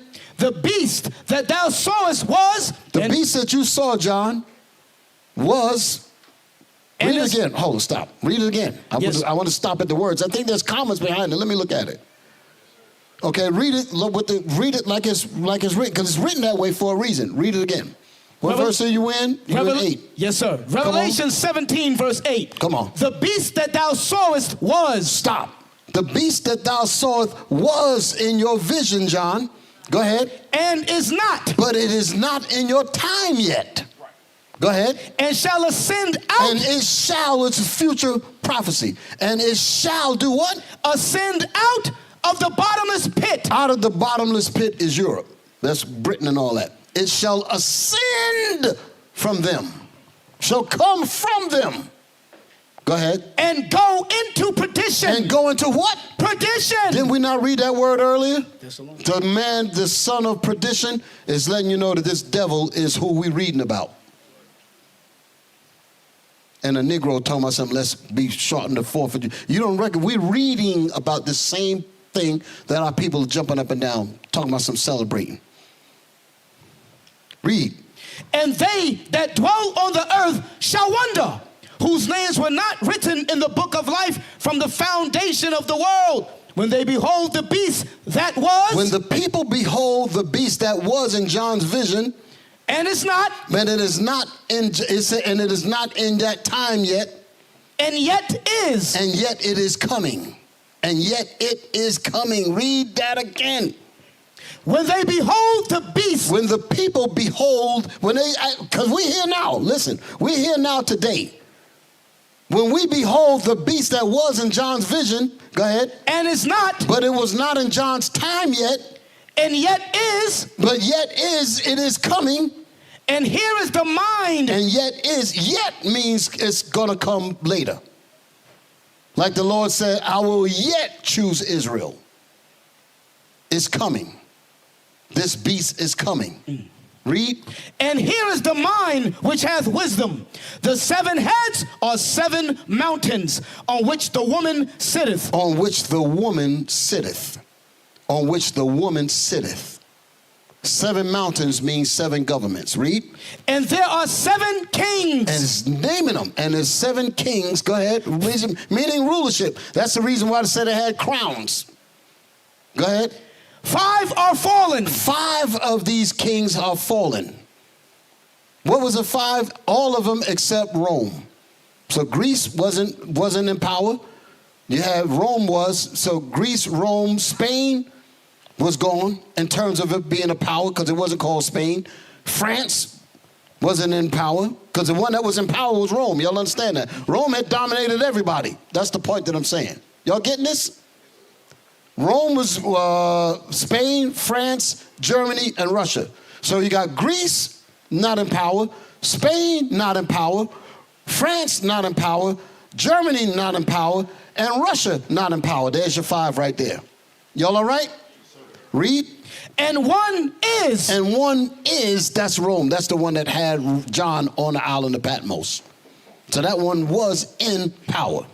Go ahead. And the other is not yet come. And when he cometh, he must continue a short space. So that was when Great Britain was coming along. Great Britain is that one there. Now listen to this afterwards. And the beast that was. And the beast, so I'm taking you back to the beast that you saw, that you was marveling over, John. And the beast that was, go ahead. And it's not. But it is not in your time. It's not in existence. That's what it's saying. It's not in existence. Go ahead. Even he. Even that particular one. Is the eighth. Is the eighth. Go ahead. And is of the seven. America is of Great Britain and the rest of the seven heads. Go ahead. And goeth into perdition. There it is again. And goeth into destruction. So this kingdom is going to be destroyed. Damn. That's the history of that. No getting out of it. Y'all all right? So. So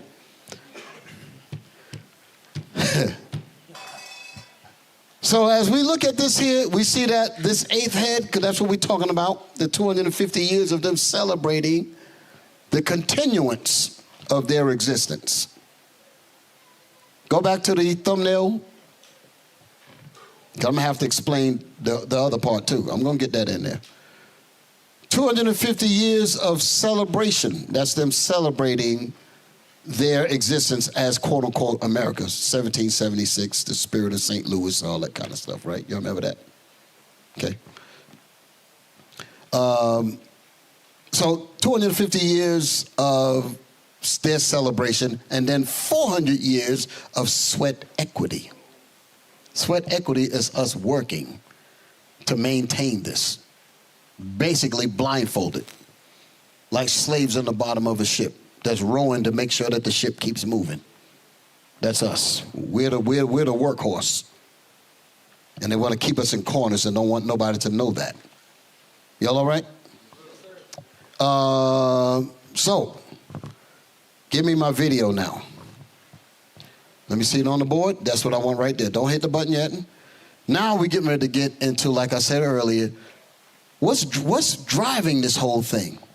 Like I said, the classes that the brothers did, Captain Gideon, Deacon Malachi, great information. But it's mostly, and I don't mean to use the word but what they were bringing out is relative to things that are happening in this country. I want to get into the psychology because I want to accentuate what they brought out by going into the psychology of these people before all of this was set up, because you got to deal with where the thinking came from. Y'all all right? So, enter Columbus, 1492. Hit the button.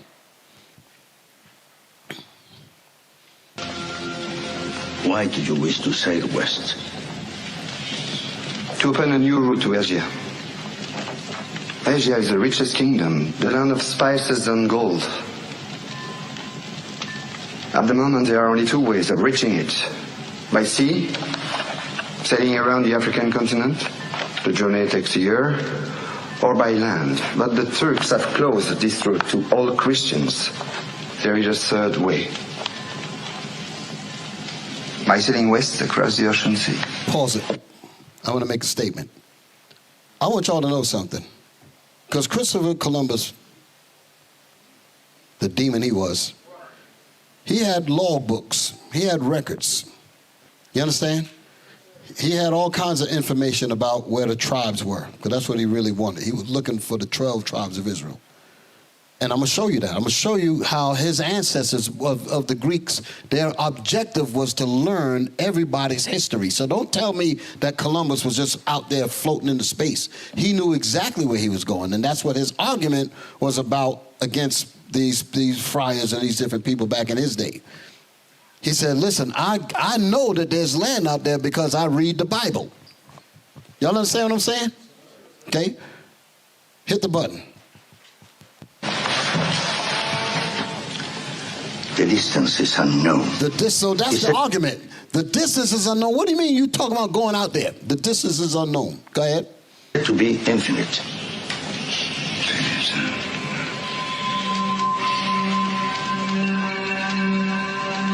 Superstition. I believe the Indies are no more than 750 leagues west of the Canary Islands. Stop. How could he believe that? I know this is a reenactment. Don't get me wrong. I know I'm looking at a movie. This is actually from a movie. The Conquest of Paradise came out, I think, in 1993. I think it said it, 1992, and all that. So how would he know? Because he read the Bible. What I'm about to show you is that our enemies moved against us because they know that they had the green light to do so because we have broken God's laws. They studied to know that.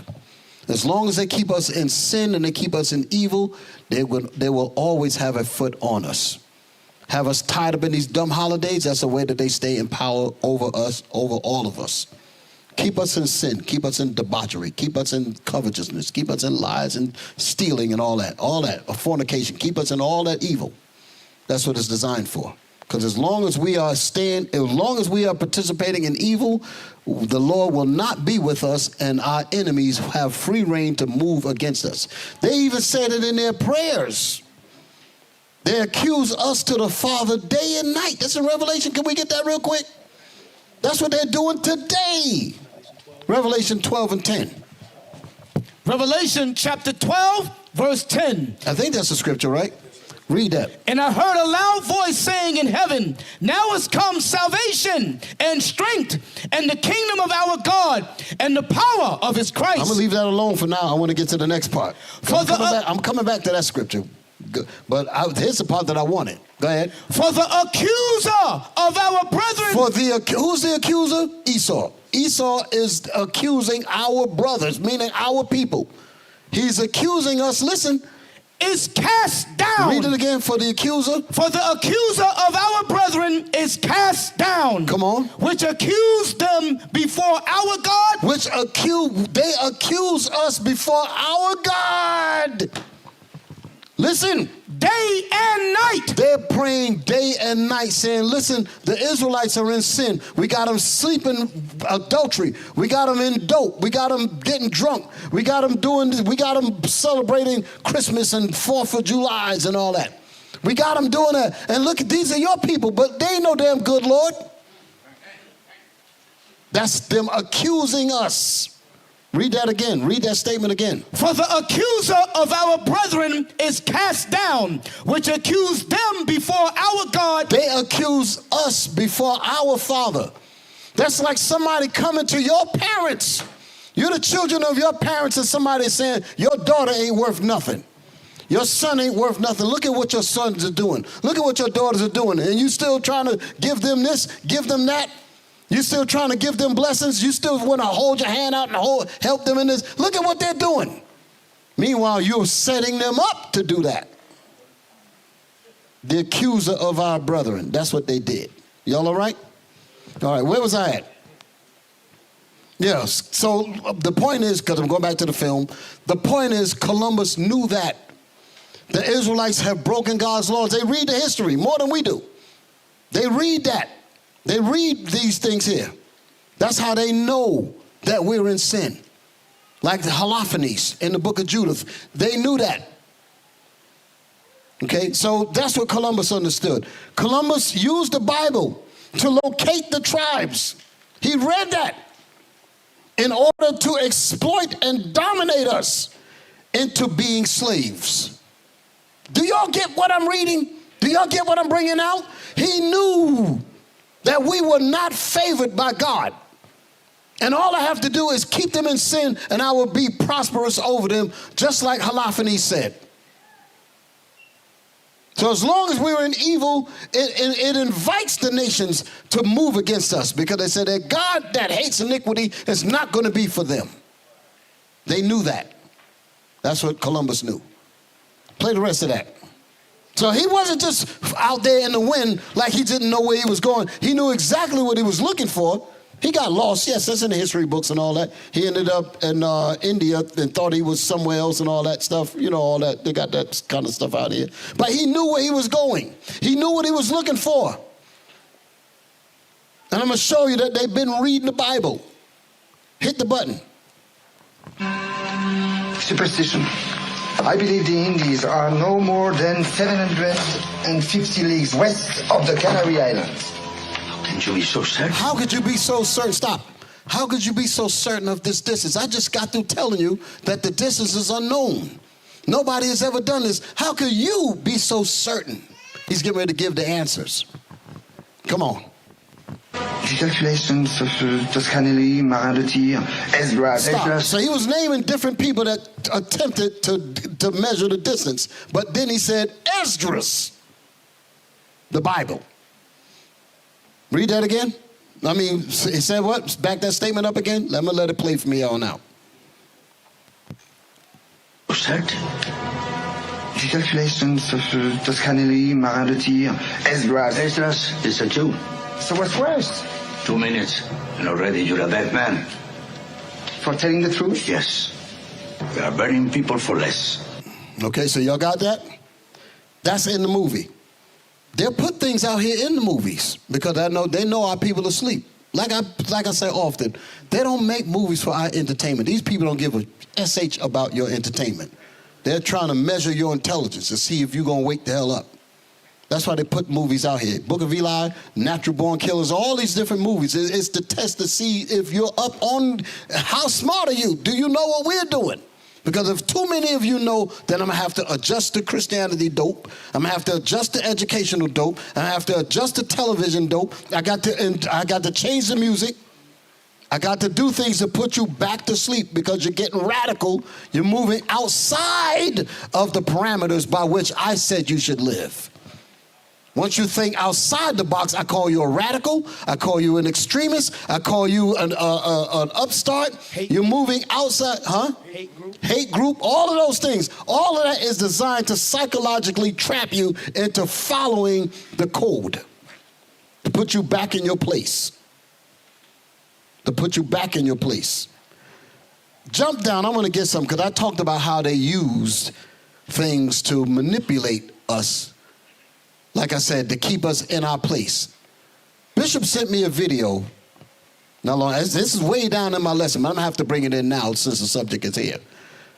Move down. Let me see. Right there. That's what I want. When I talk about how they shape how we move. Y'all all right? Because like I said, nothing is out here for your entertainment. Even the music that our people listen to is not for their entertainment. Everything that's allowed to get to your ears, to get to your phone, to get to your television, whatever it is, it's carefully sculpted and manipulated to produce a kind of thought which will become your actions, which will become your destiny. We need to make sure that our slaves do not operate outside of the parameters of what we need them to be. And there's many different avenues on how they do it. Here's one of them. Hit the button. Entertainment used as a psychological weapon against our people. Hit the button. Now let's take a look back at positive versus negative role models. In the Huxtable years, this is actually called the Huxtable effect in sociology. SAT scores for African American males and females went up. In 1990, 75% of black males graduated from high school. The Cosby Show mentioned that the kids were applying to Morehouse College. It's a black university. Well, in reality, the enrollments at Morehouse colleges went up 37% because of the Huxtable effect. Now, what's the Lil Wayne effect? SAT scores for black males went down. In 2010, only 47% of black males in the United States graduated from high school. That's down from 75%. Black males say, I like that record, I want this song, I don't want that song. That's a white guy who's making that decision. I like the song with the obscenity, I don't like the song with the politics. So we're going to have this one on the CD and not that one. You understand? Or you want to continue to work for us? So that's the story of hip-hop, according to Patricia Rose. It is the corporate sale of racism. So, for example, Edgar Bronfman, who is the CEO under whom Liar Cohen works, who deals with Jay-Z, Edgar Bronfman is worth between $2.5 billion to $4 billion, depending on the year. So these are white people who control this industry, and we don't know much about any of them. Okay? They're marketing racist images of black people, especially. Did y'all get that? So that's how they keep us in our place. Like I said, nothing is put out here for your entertainment. It's all designed. You can see, because they spoke about the Huxtable effect. They allow that to see if, in fact, we do react to what we see in imagery. So we're gonna allow the Huxtable thing to be out there. Bill Cosby thought that he can go and buy NBC. They said, listen, we ain't telling you to do that, and you keep messing with us. We gonna make sure that you don't never see the light of day again. We'll find this Me Too movement and boom, and the rest of it, because we already know you did some dirt way back and such. And we'll just like the man said, you don't want to move with us, you're done. You understand? Because they're serious about that. Do you know how much of an economic advantage they have by keeping us docile in slavery? Their children are guaranteed prosperity from the moment they're born to the moment they die. They're serious about that. We need that sweat equity. That's how they talk. We need that labor. They talk about you like you're a damn cow or something. And they're serious about that denigration of us. Y'all all right? That's some stuff. Painful. Where we at, Liam? We was at Revelation 12 and 10. Okay, we read that. And we did a video. So, I was making a point that, like I was saying, the movie, that's what I was talking about, the movie, 1492, it was not put out here for your entertainment. That's the point. All movies and all medium, music, none of that is really for you to be popping into. They don't care about that. As long as you stay stupid and ignorant and sell dope with your pants hanging down, raping and banging your women, leaving them with babies, diseases, shoot them up, drugs, that's a benefit to them. Because you all going to jail. Sweat equity. Young. That's what they're looking for.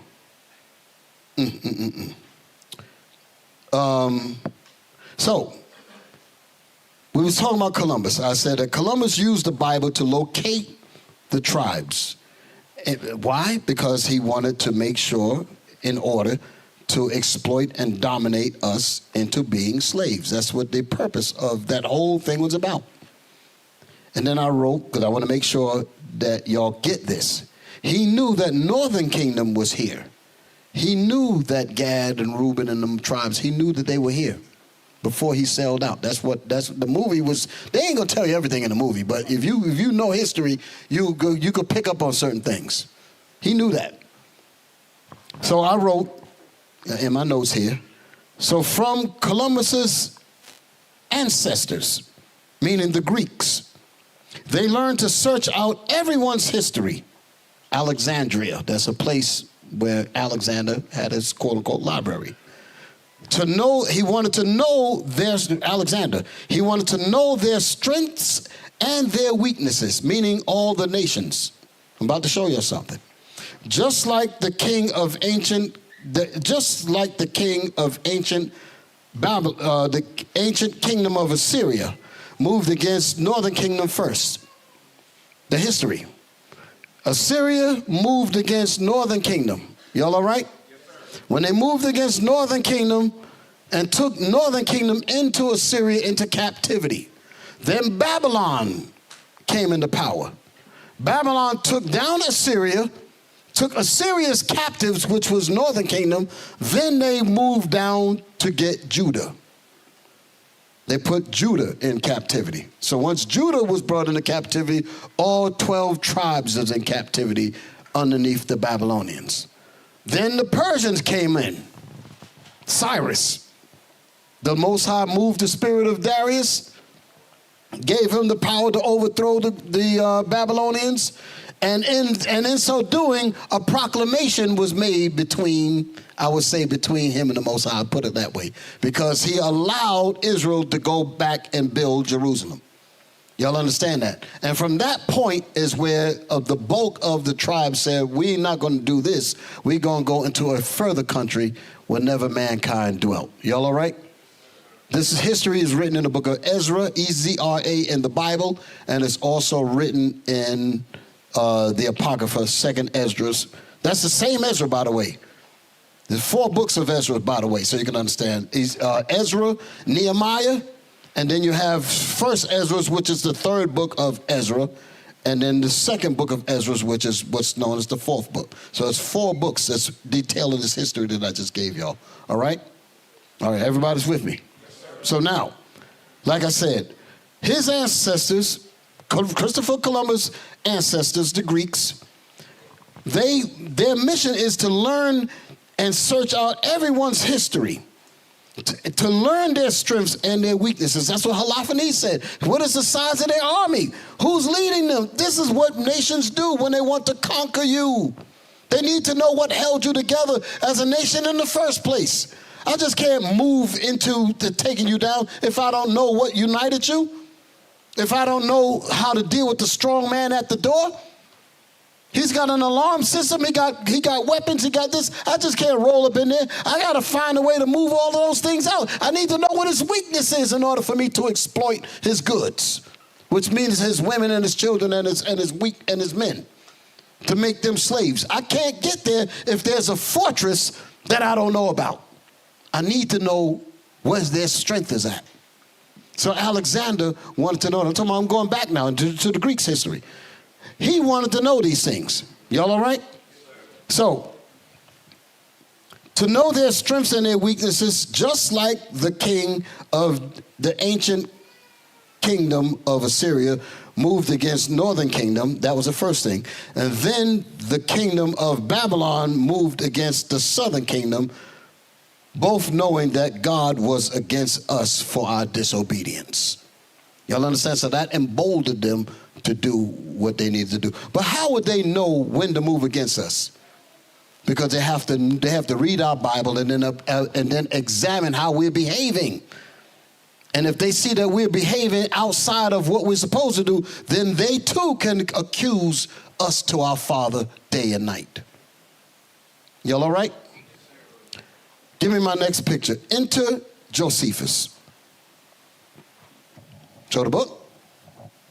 We're going to go inside the book. There's Flavius Josephus was a first century historian, basically, who recorded information about what was happening during the times of Rome, the destruction of Jerusalem and so forth. So he wrote down a lot of history in this book. Y'all all right?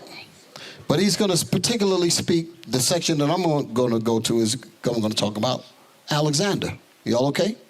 Let's go inside the book. Remember what I'm talking about now. Okay, now hold. Let me see where I want to start off with. Let's see. Yeah, start up above that. Come up.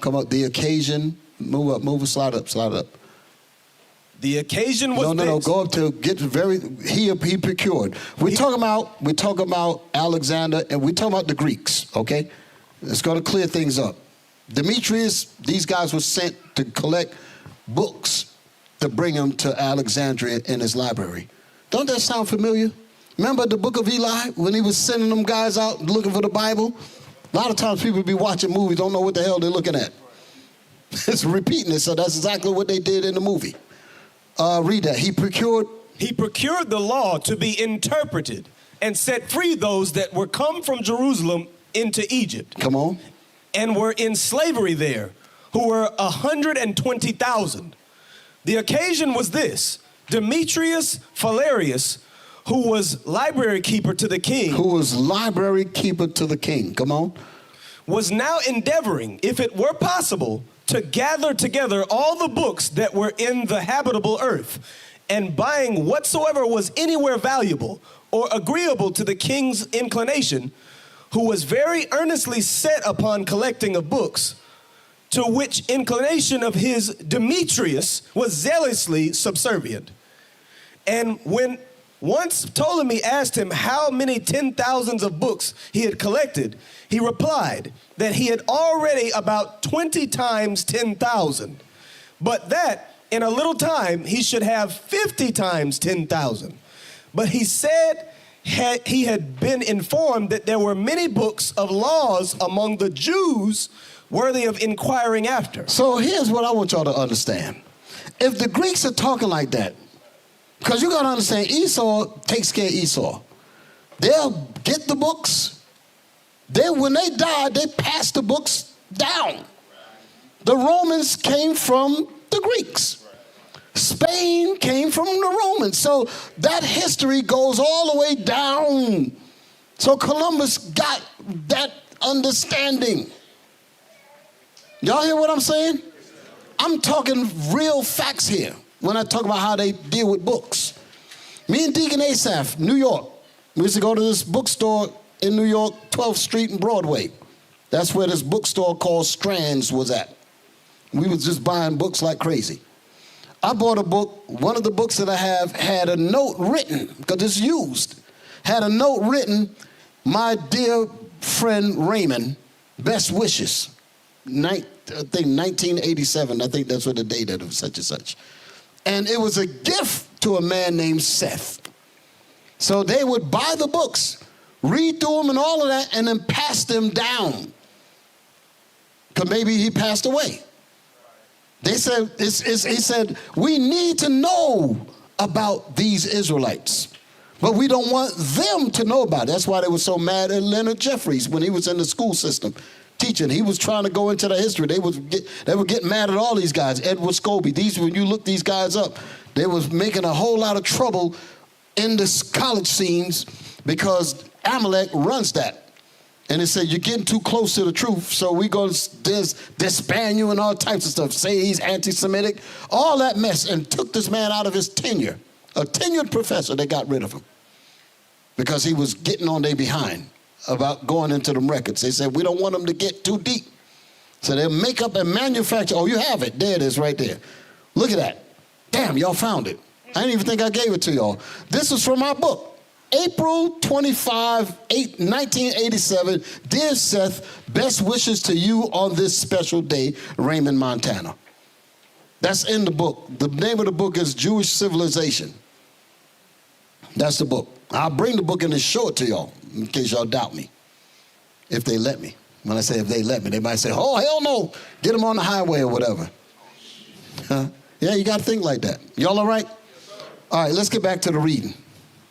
And worthy of the king's library. But he said, go back up there again. He said he had been informed that there were many books of laws among the Jews worthy of inquiring after, and worthy of the king's library, but which, being written in characters and in a dialect of their own, in Hebrew. Go ahead. Will cause no small pain. It's cause great pain in getting them translated into the Greek tongue. But he still wanted those books. Y'all all right? Even in the book of Eli, the Bible was in Braille. He needed that woman to interpret that thing. That little connection there. Come out. I'm going to go to another part of the book. Zoom out. Go to the next page. You can see. Let's read some of that. Read all that. When? Yes. When thou, O king, gavest to me a charge concerning the collection of books that were wanting to fill your library, and concerning the care that ought to be taken about such as are imperfect, I have used the utmost diligence about those matters. And I let you know that we want the books of the Jewish legislation. Meaning our legislation. Talking about us. Go ahead. With some others, for they are written in the Hebrew characters, and being in the language of that nation, are to us unknown. Come on. Jump down. Now it is necessary that thou shouldest have accurate copies of them. And indeed, this legislation is full of hidden wisdom and entirely blameless. That's what they're saying about the Bible. They know that the Bible is a true book. There's another part that I didn't give y'all because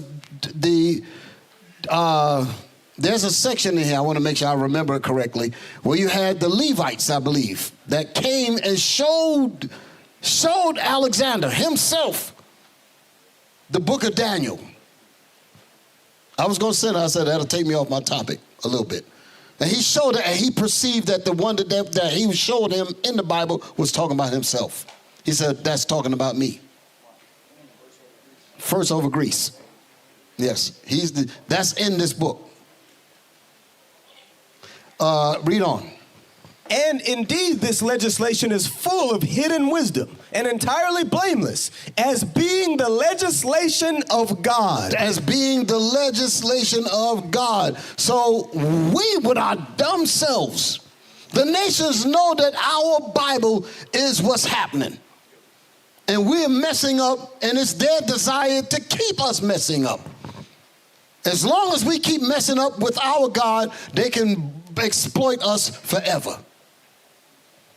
Because we don't know the power of that book. It's not just a book. It's a weapon. That's what he said, didn't he? He slapped the dude upside the head.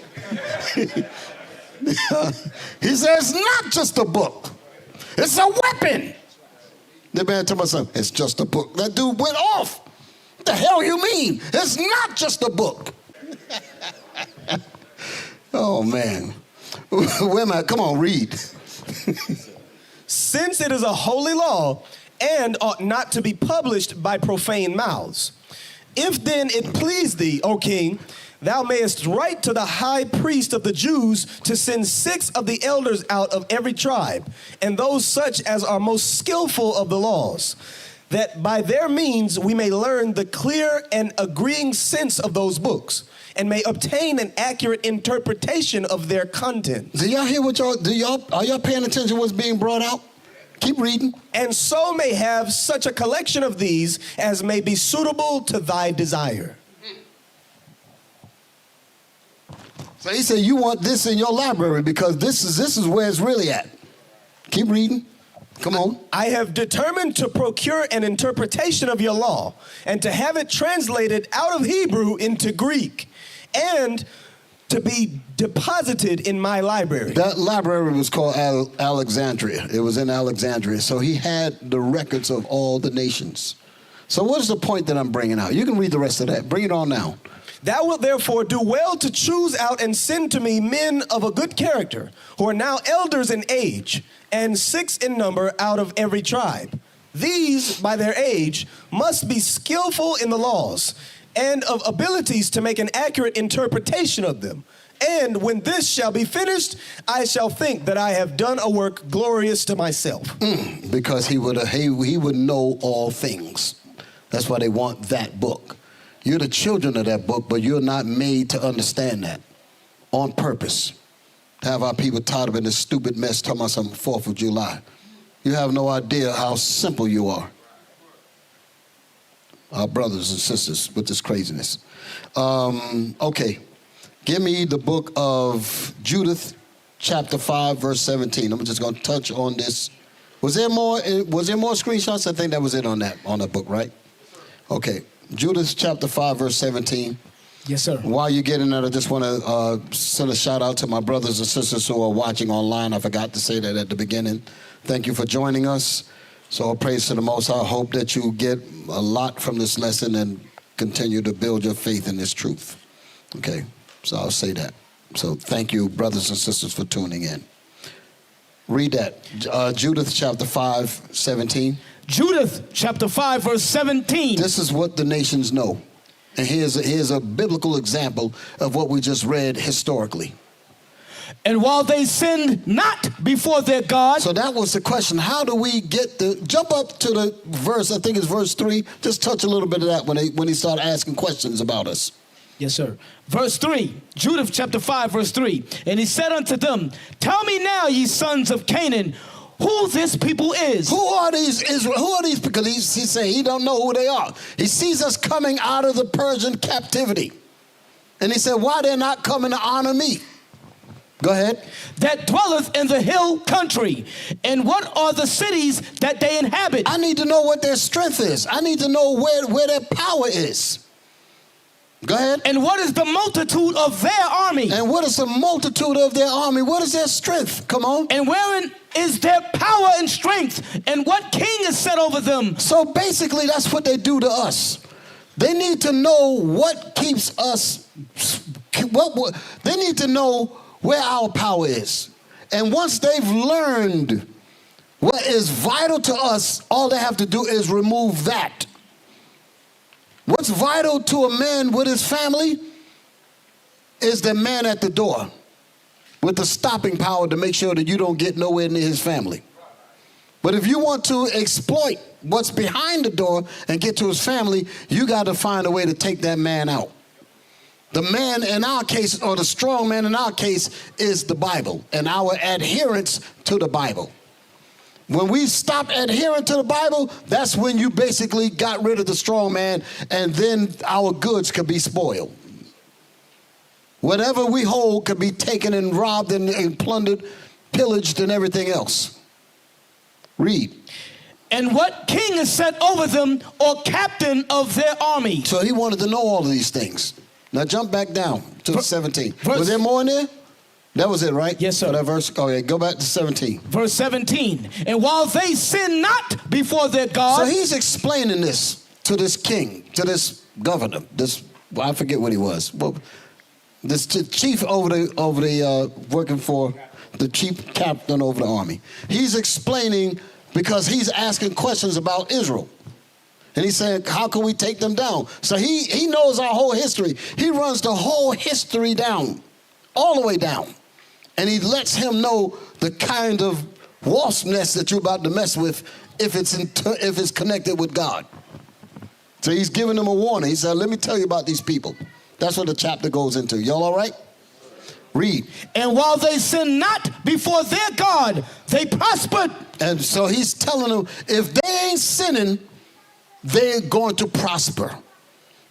So just like the music thing that we showed you earlier, their objective is to make sure that we don't keep God's commandments. And they tested us by giving us what they call the Huxtable effect. They wanted to know, are we truly dead? Did we kill them so much that there's no glimmer of them trying to do right? So let's test them by allowing them to see themselves in a positive right. And then to monitor that thing. The man has statistics. That means they're looking. You got to really think about that. We're going to give them the Huxtable effect, and we're going to watch and see if they respond to that. That means there's still some intelligence in them. So we have to let that go for a little while. Their scores increase. They were enrolled in college, all that kind of stuff. He said, if we leave this thing too much, it's going to get out of hand. So we need to give them some Lil Wayne. Give them some nigga music, shoot them up, what up, double Dutch, give them that. Then change them around. Then you get Julio, Fulio, murder, drill rap, niggas, and a 20-year-old is doing life in prison, sweat equity. Y'all all right? That's the reality. Read. Because the God that hateth iniquity was with them. But when they departed from the way which he appointed them, they were destroyed in many battles, very sore. The they is us. But when we departed from God's commandments, it's easy to destroy us. So they must keep us in sin. Think about that. They must keep us in sin. Read on. They were destroyed in many battles, very sore, and were led captives into a land that was not theirs. And the temple of their God was cast to the ground, and their cities were taken by the enemies. But now are they returned to their God. This is going back to the history that I was talking about. This is a time period where we were allowed to go back and build the temple. This is Zerubbabel, Nehemiah, Ezra. That's that time period. Y'all all right? Come on, read. But now are they returned to their God and are come up from the places where they were scattered and have possessed Jerusalem, where their sanctuary is, and are seated in the hill country, for it was desolate. For it was desolate by the Babylonians when they first came in, and race it even to the ground thereof. That's that history there in Psalms 137. Y'all all right? Keep reading. Now therefore, my Lord and Governor, if there be any error in this is the part I want y'all to get. If he said, therefore, my Lord and Governor, go ahead. If there be any error in this people. If they are into sin, if they're doing the stuff that's what we're doing now, 4th of July, all that BS, this mess with this music, this evil, debauchery, concupiscence, fornication, dope, you name it. If our people are caught up into those things, listen to what the Bible say. And they sin against their God. And we are found to be sinning against our God. Let us consider that this shall be their ruin. Let us consider not only the 250 years of sweat equity, let us consider that we'll keep these people as our engine, the fuel that we need to keep our engine going. Even though little Nooker is right beside me, jumping up and down with me with the fireworks and all that, he's the oil for the engine. Read. Let us consider that this shall be their ruin, and let us go up, and we shall overcome them. That's what's happening today. That's how they're celebrating that. Right now, they're celebrating this. Read on. But if there be no iniquity in their nation, let my Lord now pass by, lest their Lord defend them, and their God be for them, and we become a reproach before all the world. They don't want that to happen. Y'all all right? They don't want that to happen. And that same knowledge persists even today. If they can keep us in sin, they can continue to exploit, dominate, rob, pillage, do all these things, and leave us in a wilderness of foolishness. That's how it goes. Okay, y'all want to bring something out before I move on? And that's why they accuse us to the Father day and night. That's why when it said in Revelation 12 and 10 that they accuse us before our God, they put us in these debaucherous situations. The operant conditioning, that's what we were talking about that yes, one sir. day, Bishop. Operant. Ivan Pavlov is his name. Yes, sir. Yep. He came up with something called operant conditioning, where basically through repetition, they train your mind and your behavior. But then they sit back and what they say, the rock would throw your hand and throw a rock and hide your hand. That's what white folks do. They're masters at it. That's masters at it. They throw a rock, and then they hide their hand to make it seem like we ain't got nothing to do with it. Y'all don't want to abort y'all children. Meanwhile, they gave us the opportunity to do it, and they influenced it through the social media, through the pornography, and all those different things. So they got a hand in it. The Most High gonna deal with them for that. We just got to get our minds right and repent. Exactly. So like I was saying earlier, our people have been seduced and induced to do all kinds of evil. And like I said before, I can only imagine what's going to happen this weekend with our people. You know, you got situations like I wrote, I said, I wonder, underneath all of the fireworks and all of the foolishness that's going to happen this weekend, how many more Mike Browns are we going to experience? How many more Rasheem Carters are we going to experience? How many Kendrick Johnsons are we going to experience? How many more abortions are going to be done to our women, where we extinguish our children because we feel like we have no hope? Oh, I'm pregnant, but I don't know what to do with this child, and it's going to become more a burden to me than anything else. No hope, no aspirations, no nothing. So these are the things that's led because we simply don't keep the commandments of God. So we got some work to do. Give me 2nd Ezra, change gears a little bit. 2nd Ezra chapter 13, read verse 40. Yes, sir. 2nd Ezra chapter 13, verse 40. Those are the 10 tribes which were carried away prisoners out of their own land in the time of Hosea the king. Now I'm going back to, like I was saying, I'm going to give you the psychology of how we got to this country. Like I said, I had a lot of information here. And it's like it's going to be hard for me to even get to it, but that's all right. I'm going to make sure that I get these things in down the road if I have to, but I'm going to stick on this. I done made the promise. Read on. Whom Salmanassar, the king of Assyria, led away captive, and he carried them over the waters, and so came they into another land. But they took this counsel among themselves. So this is some history here that y'all might not be putting together. Read that again, 40 and 41. Yes, say sir. Something. Those are the 10 tribes which were carried away prisoners out of their own land in the time of Hosea the king, whom Salmanassar, the king of Assyria. The king of what? Assyria. Assyria. That's before the Persians. That's before Babylon. Assyria. That's what I was talking about earlier. Read on. Led away captive, and he carried them over the waters, and so came they into another land. So we was in captivity in Assyria. Okay, read on. But they took this counsel among themselves. What is this counsel here? But they took this counsel among themselves. A whole lot of history is between those two verses. The council here is talking about us going back into Jerusalem and building, and this is during the time of Persia, under Cyrus. So you had an empire that was between Assyria and Persia, which was the Babylonians. So none of that history is mentioned in these two verses. Y'all understand what I'm saying? It jumped from Assyria to Persia, where we're considering this council to go back and build. Let's find out what the council is, in case people think I'm saying something crazy. Give me the book of Ezra, the first chapter, I think it's like verse 4. It might start at the top, but I ain't want to deal with that too long because I want to get to the rest of these points. But I'm doing that just so y'all know that what I'm giving y'all is correct.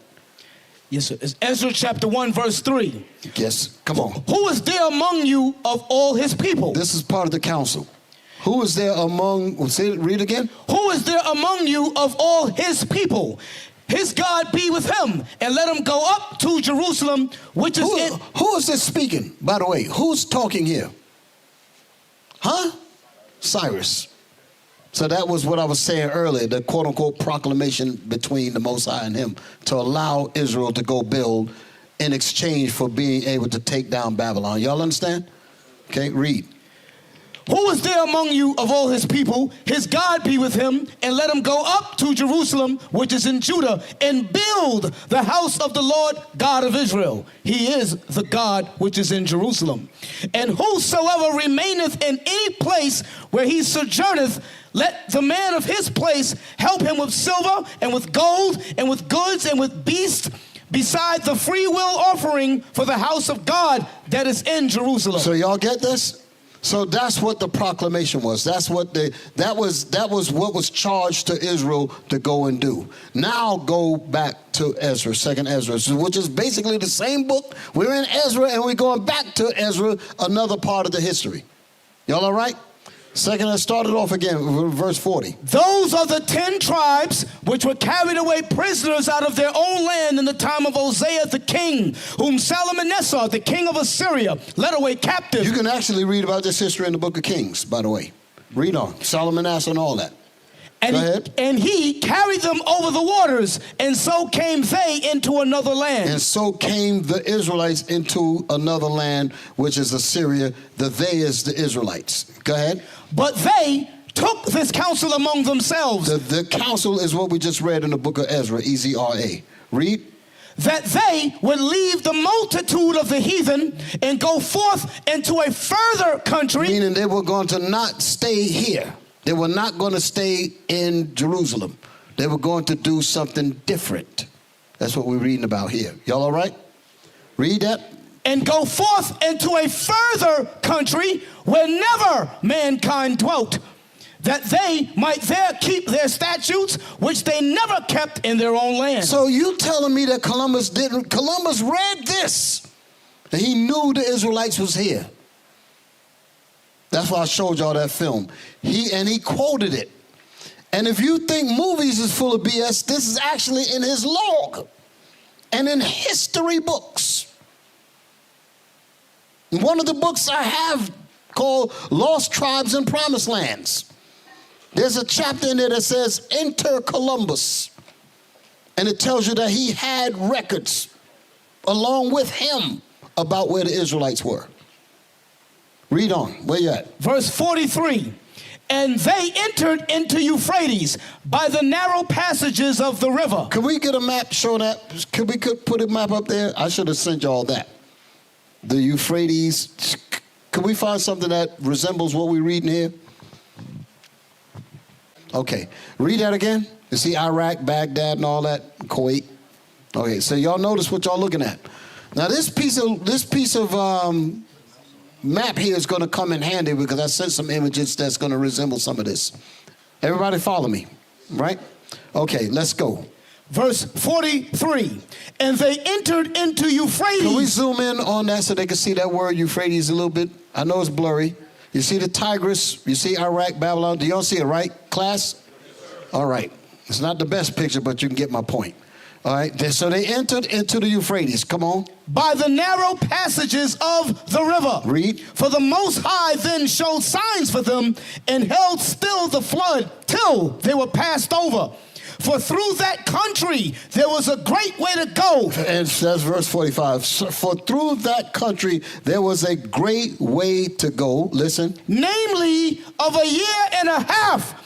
And the same region is called Arsareth. And the same region is called Arsareth. We're going to deal with that word Arsareth in a minute. But I want to zoom in on the point where it says, for through that country there was a great way to go. Namely of a year and a half. Okay, that's what I'm going to deal with. Go to the next picture. What I got on the board is a book. I want y'all to look at something. Now, it's amazing you're here, Captain. You remember we was on the Quest? And we interviewed that sister. This is her book. Okay, Kim Cleet Long. She wrote this book. And I interviewed her, as a matter of fact. I was trying to find the pictures of us sitting together going through this thing. You got them? Okay. Just show one picture of that. Just hang on for a second, brothers and sisters. Okay. It's just one of those images. And it was a beautiful encounter on how we all met, because the people on the boat was giving us a problem and she stood up to defend us. She was saying this group is peaceful. They ain't into no foolishness, and y'all are making a problem with these brothers. And she stood in our defense. And actually it was Captain Gedaliah that was dealing with her. That's how we get up. So you have that knack to getting people, you know what I'm saying? So it was a beautiful thing. But I mentioned that. Okay, they got the channel? Y'all got it? Okay, put it up there. This is the sister here, because I had a picture right. So just show that.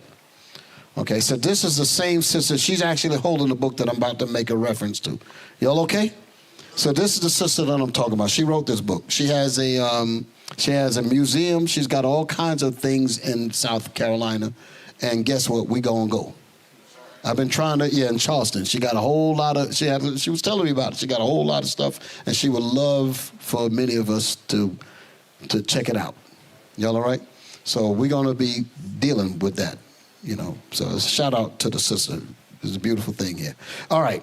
So now let's get back to where we was at. The book. Okay, so this is the book here. Now, inside the book, let's go, because I'm going to talk about something, and I'm going to read the scripture again. You see this word, maritime trade and the movement of culture. Now, this is a book like for people that just want to get a basic understanding. You might look at the way the book is set. It doesn't really look like it's, like what you could say, collegiate or whatever. But what she was telling us, she was speaking about us and talking about the ports along the way. So go back to the Bible now. Wait a minute, let's get this part out the way. So you see, maritime, this means what? Look up the word maritime, just because somebody might not know. Look up the word maritime. Maritime trade and the movement of culture. Let's look at maritime. What does maritime mean? Maritime refers to things connected with the sea, oceans, or navigation. I'm glad that we looked at it. Maritime refers to things connected with the sea, oceans, or navigation. Okay? Read the rest. It primarily describes human activities such as shipping, commerce, and naval operations, but can also refer to regions, cultures, or climates located near the coast. So my point, the reason why I'm bringing this out is because if it took us a year and a half to get all of us from one area to another, you don't think we were making stops? And we was running those ports. That was our people and even if it wasn't us particularly, we had understanding with the nations, whoever it was that we was passing by. You understand what I'm saying? And I'm going to go even a little bit deeper, just a little bit deeper in terms of that. So, did we get the other side of this? The other side of the book? I just want to make sure I get all the pictures out there. Okay. Was there something here? Read that. The importance of maritime trade. Let me just read this here. Yes, sir. The importance of maritime trade. The Red Sea and Indian Ocean connected Africa to the wider world as early as the 3rd century BCE, enabling trade with Arabia, India, Persia, and China, exchange of goods like ivory, gold, and exotic animals from Africa for spices, textiles, and gemstones from Asia, cultural diffusion, where languages, religions, and technologies were shared among civilizations. Okay, so that's all I want out of here for now. My point is to draw attention to the ports as we were traveling. That's the reason why I did this. Now, give me the Bible. Solomon had a navy of ships. 1 Kings 9, verse 26. The book of 1 Kings, chapter 9 and verse 26. We're going to read 26 to 28. Yes, sir. And King Solomon made a navy of ships in Ezion-Geber, which is beside Eloth, on the shore of the Red Sea, in the land of Edom. And Hiram sent in the navy his servants, shipmen that had knowledge of the sea. That's what we was reading about, those maritime persons. Go ahead, had knowledge of the sea.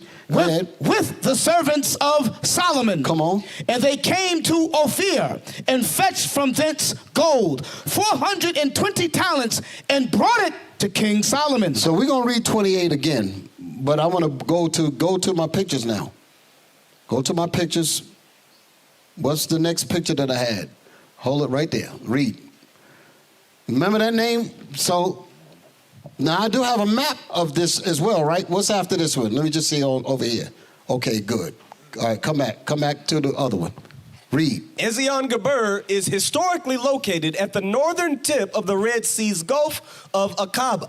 Aqaba, that's how that's pronounced. Aqaba, the Gulf of Aqaba. Go ahead. Closely associated with the modern-day Aqaba, Jordan, and Eliat, Israel. The exact biblical port site is widely debated among archaeologists, with many identifying it with the ancient ruins of Tel el-Khelafeh, located about 500 meters from the current shoreline. So now let's go to the map. I just want y'all to see that name there. See that name highlighted in red? So when we talk about Solomon's navy, we talk about that area. Okay, so he had ships dealing with all of this. Come on. You see the Gulf of Aqaba under it. You see it on the map? Can y'all see it? All right. Give me my next picture. Here's some more imagery, as you can see. Okay. Now, why am I showing this? Because this is very similar. This is very near the area of where the brothers entered into the Euphrates. It's in that same region. Y'all noticing this, right? So we had Solomon's time. We had maritime trade going on even then. So it was not a mystery for us to make it from where we were coming from, out of Persia, to come over to the Americas, because those ports were there. Y'all all right? Okay. What I got after this? What's my next picture? Okay, now read the scripture. Read verse 28 before I show that. Verse 28, and they came to Ophir. And they came to Ophir. And fetched from thence gold, 420 talents, and brought it to King Solomon. And brought it to King Solomon. Show the map. So notice that Ophir is not far from the areas of what we were talking about. You see it there, right, brothers, sisters? Sir. Now give me the Bible. Isaiah 13 and 12. I'm just going to throw this in there. Isaiah chapter 13, verse 12. What's the next picture on the board here? What I got? What's coming up next? Okay. Hold that. Don't show that yet. Read. I will make a man more precious than fine gold, even a man than the golden wedge of Ophir. So we often read this, but we don't. I don't think we actually think about what the gold wedge, what gold of Ophir is talking about. We read it, and I think we just read and keep it going. And some of us will tell you it's the best gold, but we don't really go deeper into what is this Ophir gold stuff. Y'all all right? So that was it on the reading, right? Yes, sir. All right, let's go to the picture. Read. The gold of Ophir refers to an exceptionally fine, pure gold. That's what the Most High is going to make you men. That's right. He's going to make us that pure, fine gold. Read that again. The gold of Ophir refers to an exceptionally fine, pure gold prized within the ancient world. Read. Famous as the primary resource imported by King Solomon and King Hiram of Tyre. Its exact geographic location remains one of history's greatest archaeological mysteries. Y'all get that? So now let's go back to 2nd Ezra. We're going to read 45 again, and we're going to move on. 2nd Ezra, chapter 13, verse 45. For through that country there was a great way to go, namely of a year and a half. And the same region is called Osiris. So now it's logical on how it took them a year and a half, took us, I should say, a year and a half because we were making those stops. You understand that? That maritime ports and all that. We were dealing with all of that. Man, I'm telling you, but we really had our stuff together. So, and it said what? In the same region? And the same region is called Osiris. And the same region is called Osiris. Now, what's my next slide? Go ahead. What you got up here on the board? Osiris, also spelled Arzareth, is a mythical region mentioned. The white man's the damn devil that the Bible speaks of. He tried to throw you off by calling it mythical. The damn historians got it in their records. It's in the Bible, but yet, in case any of us find out about it, he think we're so dumb, all he has to do is say it's mythical. Oh, okay, and you discredit everything that I just went over. You just cast it out. But meanwhile, he have you celebrating damn 4th of July when your black ass was in slavery. You're talking about some Easter Sunday, talking about some bunny rabbits and eggs and rabbits on legs, dummy. Christmas trees ain't got nothing to do with Christ. Light bulbs and some tinsel. Talking about some Jesus Christ, December 25th. What the hell that's got to do with the Bible? But yet when we bring out stuff like this here, the daggone snagger-tooth white man put up mythical region, and you talking about, oh, okay, that's garbage. You garbage, nigga.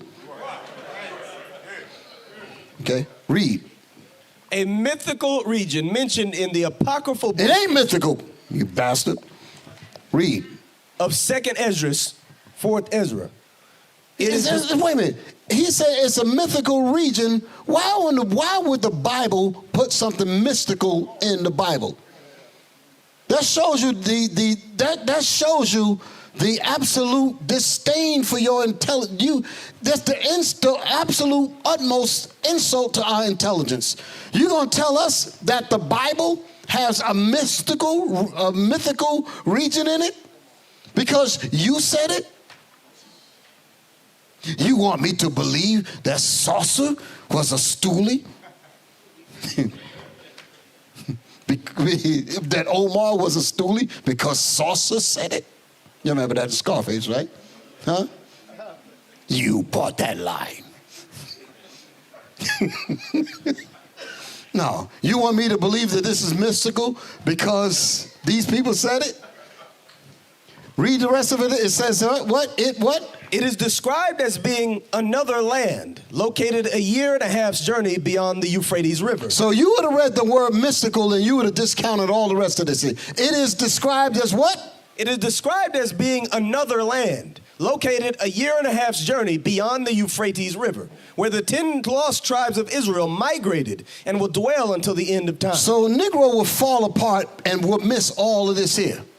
Now let's go into the records and see if it is in fact mystical. James Adair. Oh, was that the next thing? Yeah. Bring all that out. Arzareth, the name of the land beyond is Jewish encyclopedia. Jewish encyclopedia, but it's supposed to be mystical. Let's see. Arzareth, the name of the land beyond the great river, far away from the habitation of man. in the which the 10 tribes of Israel will dwell, observing the laws of Moses until the time of restoration. According to 2nd Ezra chapter 13, verse 45, Columbus identified America with this land. No, you was reading that right. The 4th Ezra, meaning the 2nd book of Ezra. That's what I was saying earlier. Ezra and Nehemiah are the first 2 books. 1st Ezra and 2nd Ezra is book 3 and book 4. So that's why I'm saying it this way. So the 4th book of Ezra, meaning 2nd Ezra. Okay? Read that again. According to 4th Ezra, chapter 13, verse 45. Go ahead. Columbus identified America with this land. So wait a minute now. So that's telling you what he was doing when he said that he wanted to sail. He knew it because it was passed down from the records all the way from the Greeks. They do this. They pass these records to each other to know what to keep among themselves, but not allow you to get it.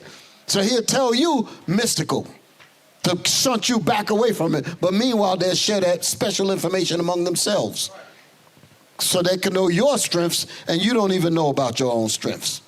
Y'all all right? What's after this? Yes. Here it is, A Day's History of the American Indians by Samuel Cole Williams. Okay? Come on, open the book. Read that. Come on, Liam. Let's go read a little bit of this. Or like it, who's ever got it. I want y'all to listen to this here. Talking about mystical. The history of the American Indians, particularly those nations adjoining to the Mississippi, East and West, Florida, Georgia, South and North Carolina, and Virginia, containing an account of their origin. Of their origin? Language. Manners. Religious. So all of this information is written in this book about what this man Adair observed when he came among them. Come on, read. Religious and civil customs, laws, form of government, punishments, conduct in war, and domestic life, their habits, eases, and methods of cure, and other particulars sufficient to render it. Render it a complete, that's how it is written. Go ahead. You got it. Yes, sir. Sufficient to render it a complete Indian system with observations on former historians, the conduct of our colony governors, superintendents, missionaries, etc.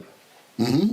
Also, an appendix containing a description of the Floridas and the Mississippi lands with their productions, the benefits of colonizing Georgian and civilizing the Indians, and the way to make all the colonies more valuable to the mother country, with a new map of the country referred to in the history by James Adair, Esquire. Esquire, this man was a lawyer. Okay? A trader with the Indians. It's telling you about him. What did he do? A trader with the Indians and resident in their country 40 years.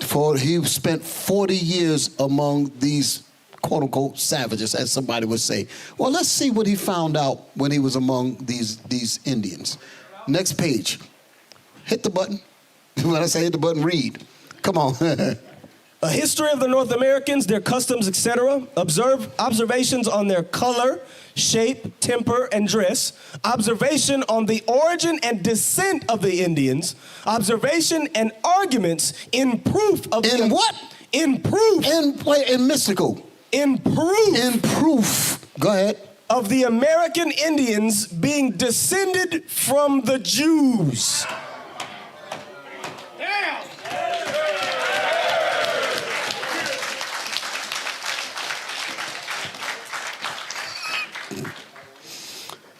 Read some of them things. Their divisions into tribes. Come on. 2, their worship of Jehovah. 3, their nations. You can read faster. Come on, the time is running. Yes, sir. Their nations of theocracy. The belief in the ministration of angels. That's the book of Corinthians. That the angel, what it said about the women have to have their heads covered, that's what that's talking about. What the hell would the Indians be dealing with this here if they're not the Jews? Come on. Their language and dialects. Look for some of the more obvious ones, because there's a long list here. All of this we've been doing. Yes, daily sir. sacrifices, prophets and high priests. Do y'all see this? Law of uncleanness. Their abstinence from unclean things, their marriage, divorce, and punishment for adultery. The cities of refuge. The Indians is doing this. Look at this. They're looking at the bottom. Raising seed to a deceased brother. That's Bible.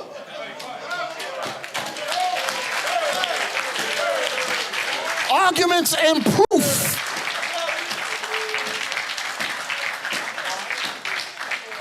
Next page. And it goes on. Okay.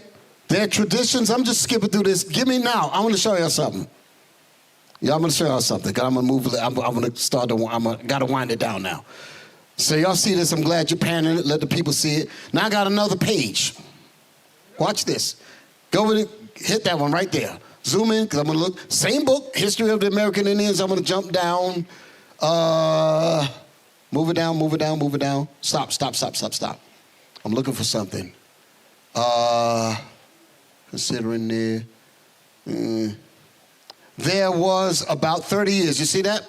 There was about 30 years ago a remnant of a nation or subdivided tribe of Indians called Kanai. Yeah, Kanai. Oh, that's, go ahead. Which what? Which resembles the Hebrew proper name. Of Canaan. what? Canaan. Canaan. They called themselves like they were going to the land of Canaan. That's what one of the tribes was called. So, to jump out of this for a second, because, let's see, there was something that said what it meant. It was like unknown. Let me see. Was it here? All right, I'm going to look for when I do the next, when I continue this class, I'm going to go and perhaps look for that part. Give me lost tribes and promised lands. Because you saw the word Canaan, you saw what the tribe was called, right? Canaan. Why would you think, so look, show the book. I'm about to wind it down. Believe it, all of this leads to where we at now. This is they knew what they were coming to do. I ain't really hit the stuff that I want to hit, but I could not skip nothing. Y'all all right? Had to give it to you like this here. I said I can't skip nothing. Y'all got to get it all. Y'all all right? So, lost tribes and promised lands. Promised lands. Promised.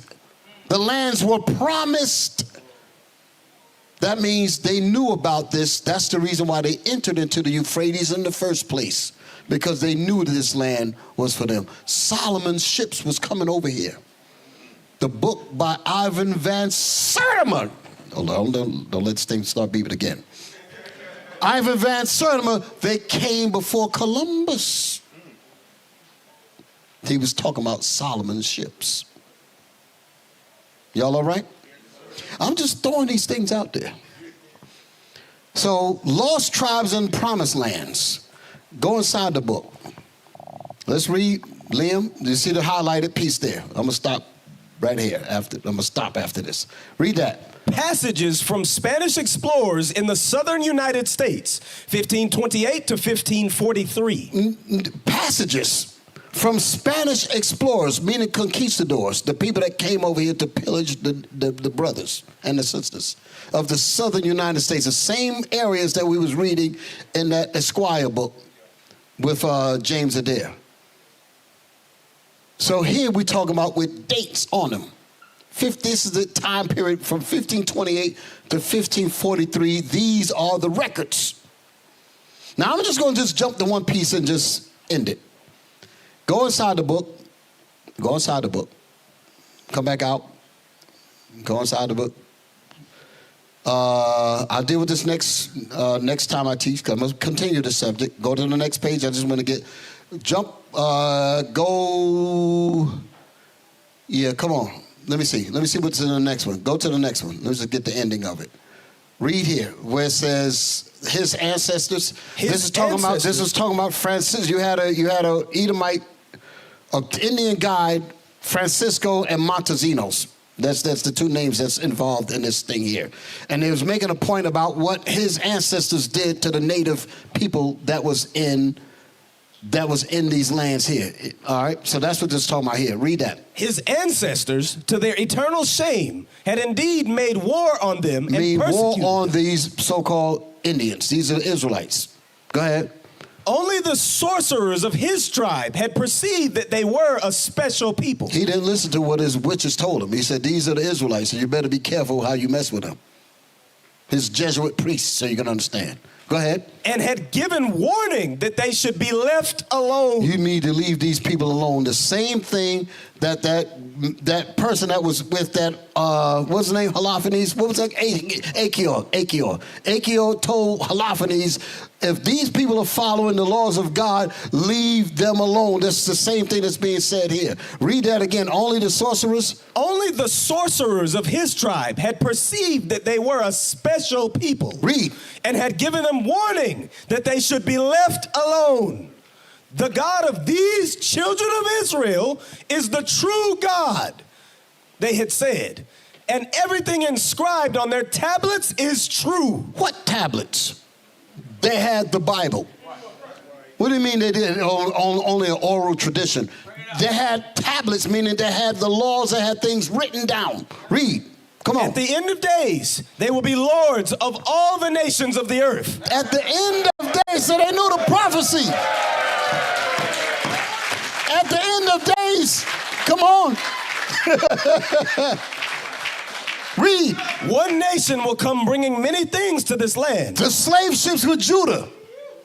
That's because it's in the book of Ezekiel, it said that we were two different nations. Yeah, that's why it says that. It said that he would join the two nations together again. So one nation will come over to here. That's why it says it in Zechariah. It says that the Lord shall raise the tents of Judah first, so that his brethren don't magnify themselves against Judah, and bring him to his people. That's what the Bible says. So Judah was going to teach the rest of the tribes. Here we are in the 1500s, and they're bringing this information out. They didn't even, the King James Bible was 1611. So what records did they have before that? They had their own. Read that again. One nation will come bringing many things to this land. And after we have all been provided for. Provided for by telling you that you're the Israelites, because they were going to lose their tradition. They were going to lose their heritage and all that. With all that's being given back through Judah. Go ahead. And one nation will come bringing many things to this land, and after we have all been provided for, these children of Israel will go forth from where they now are and reign over the whole earth as they once did. As they once did. Okay, I'm going to stop there. So, 12 tribes. Across the earth, the prophets move. From city streets to distant lands, the message is the same. Israel must rise. Through every quest, every journey, the truth spreads. No border can contain it. No distance can silence it. Our nation lives in every moment. In joy, we celebrate marriages. In sorrow, we honor our dead. On the Sabbath, we gather as one. Families rejoicing together, bound by the commandments of God. Yet are we tried. From the stones in Kenya to the hatred in Montana, we endure as a soldier of the Lord. And still, the mission expands. On the airwaves, on the screens, in every nation under heaven, Israel's voice is heard. We build our communities. We raise our children in royalty. We restore what was broken. We clean what was defiled. We show the world who we are.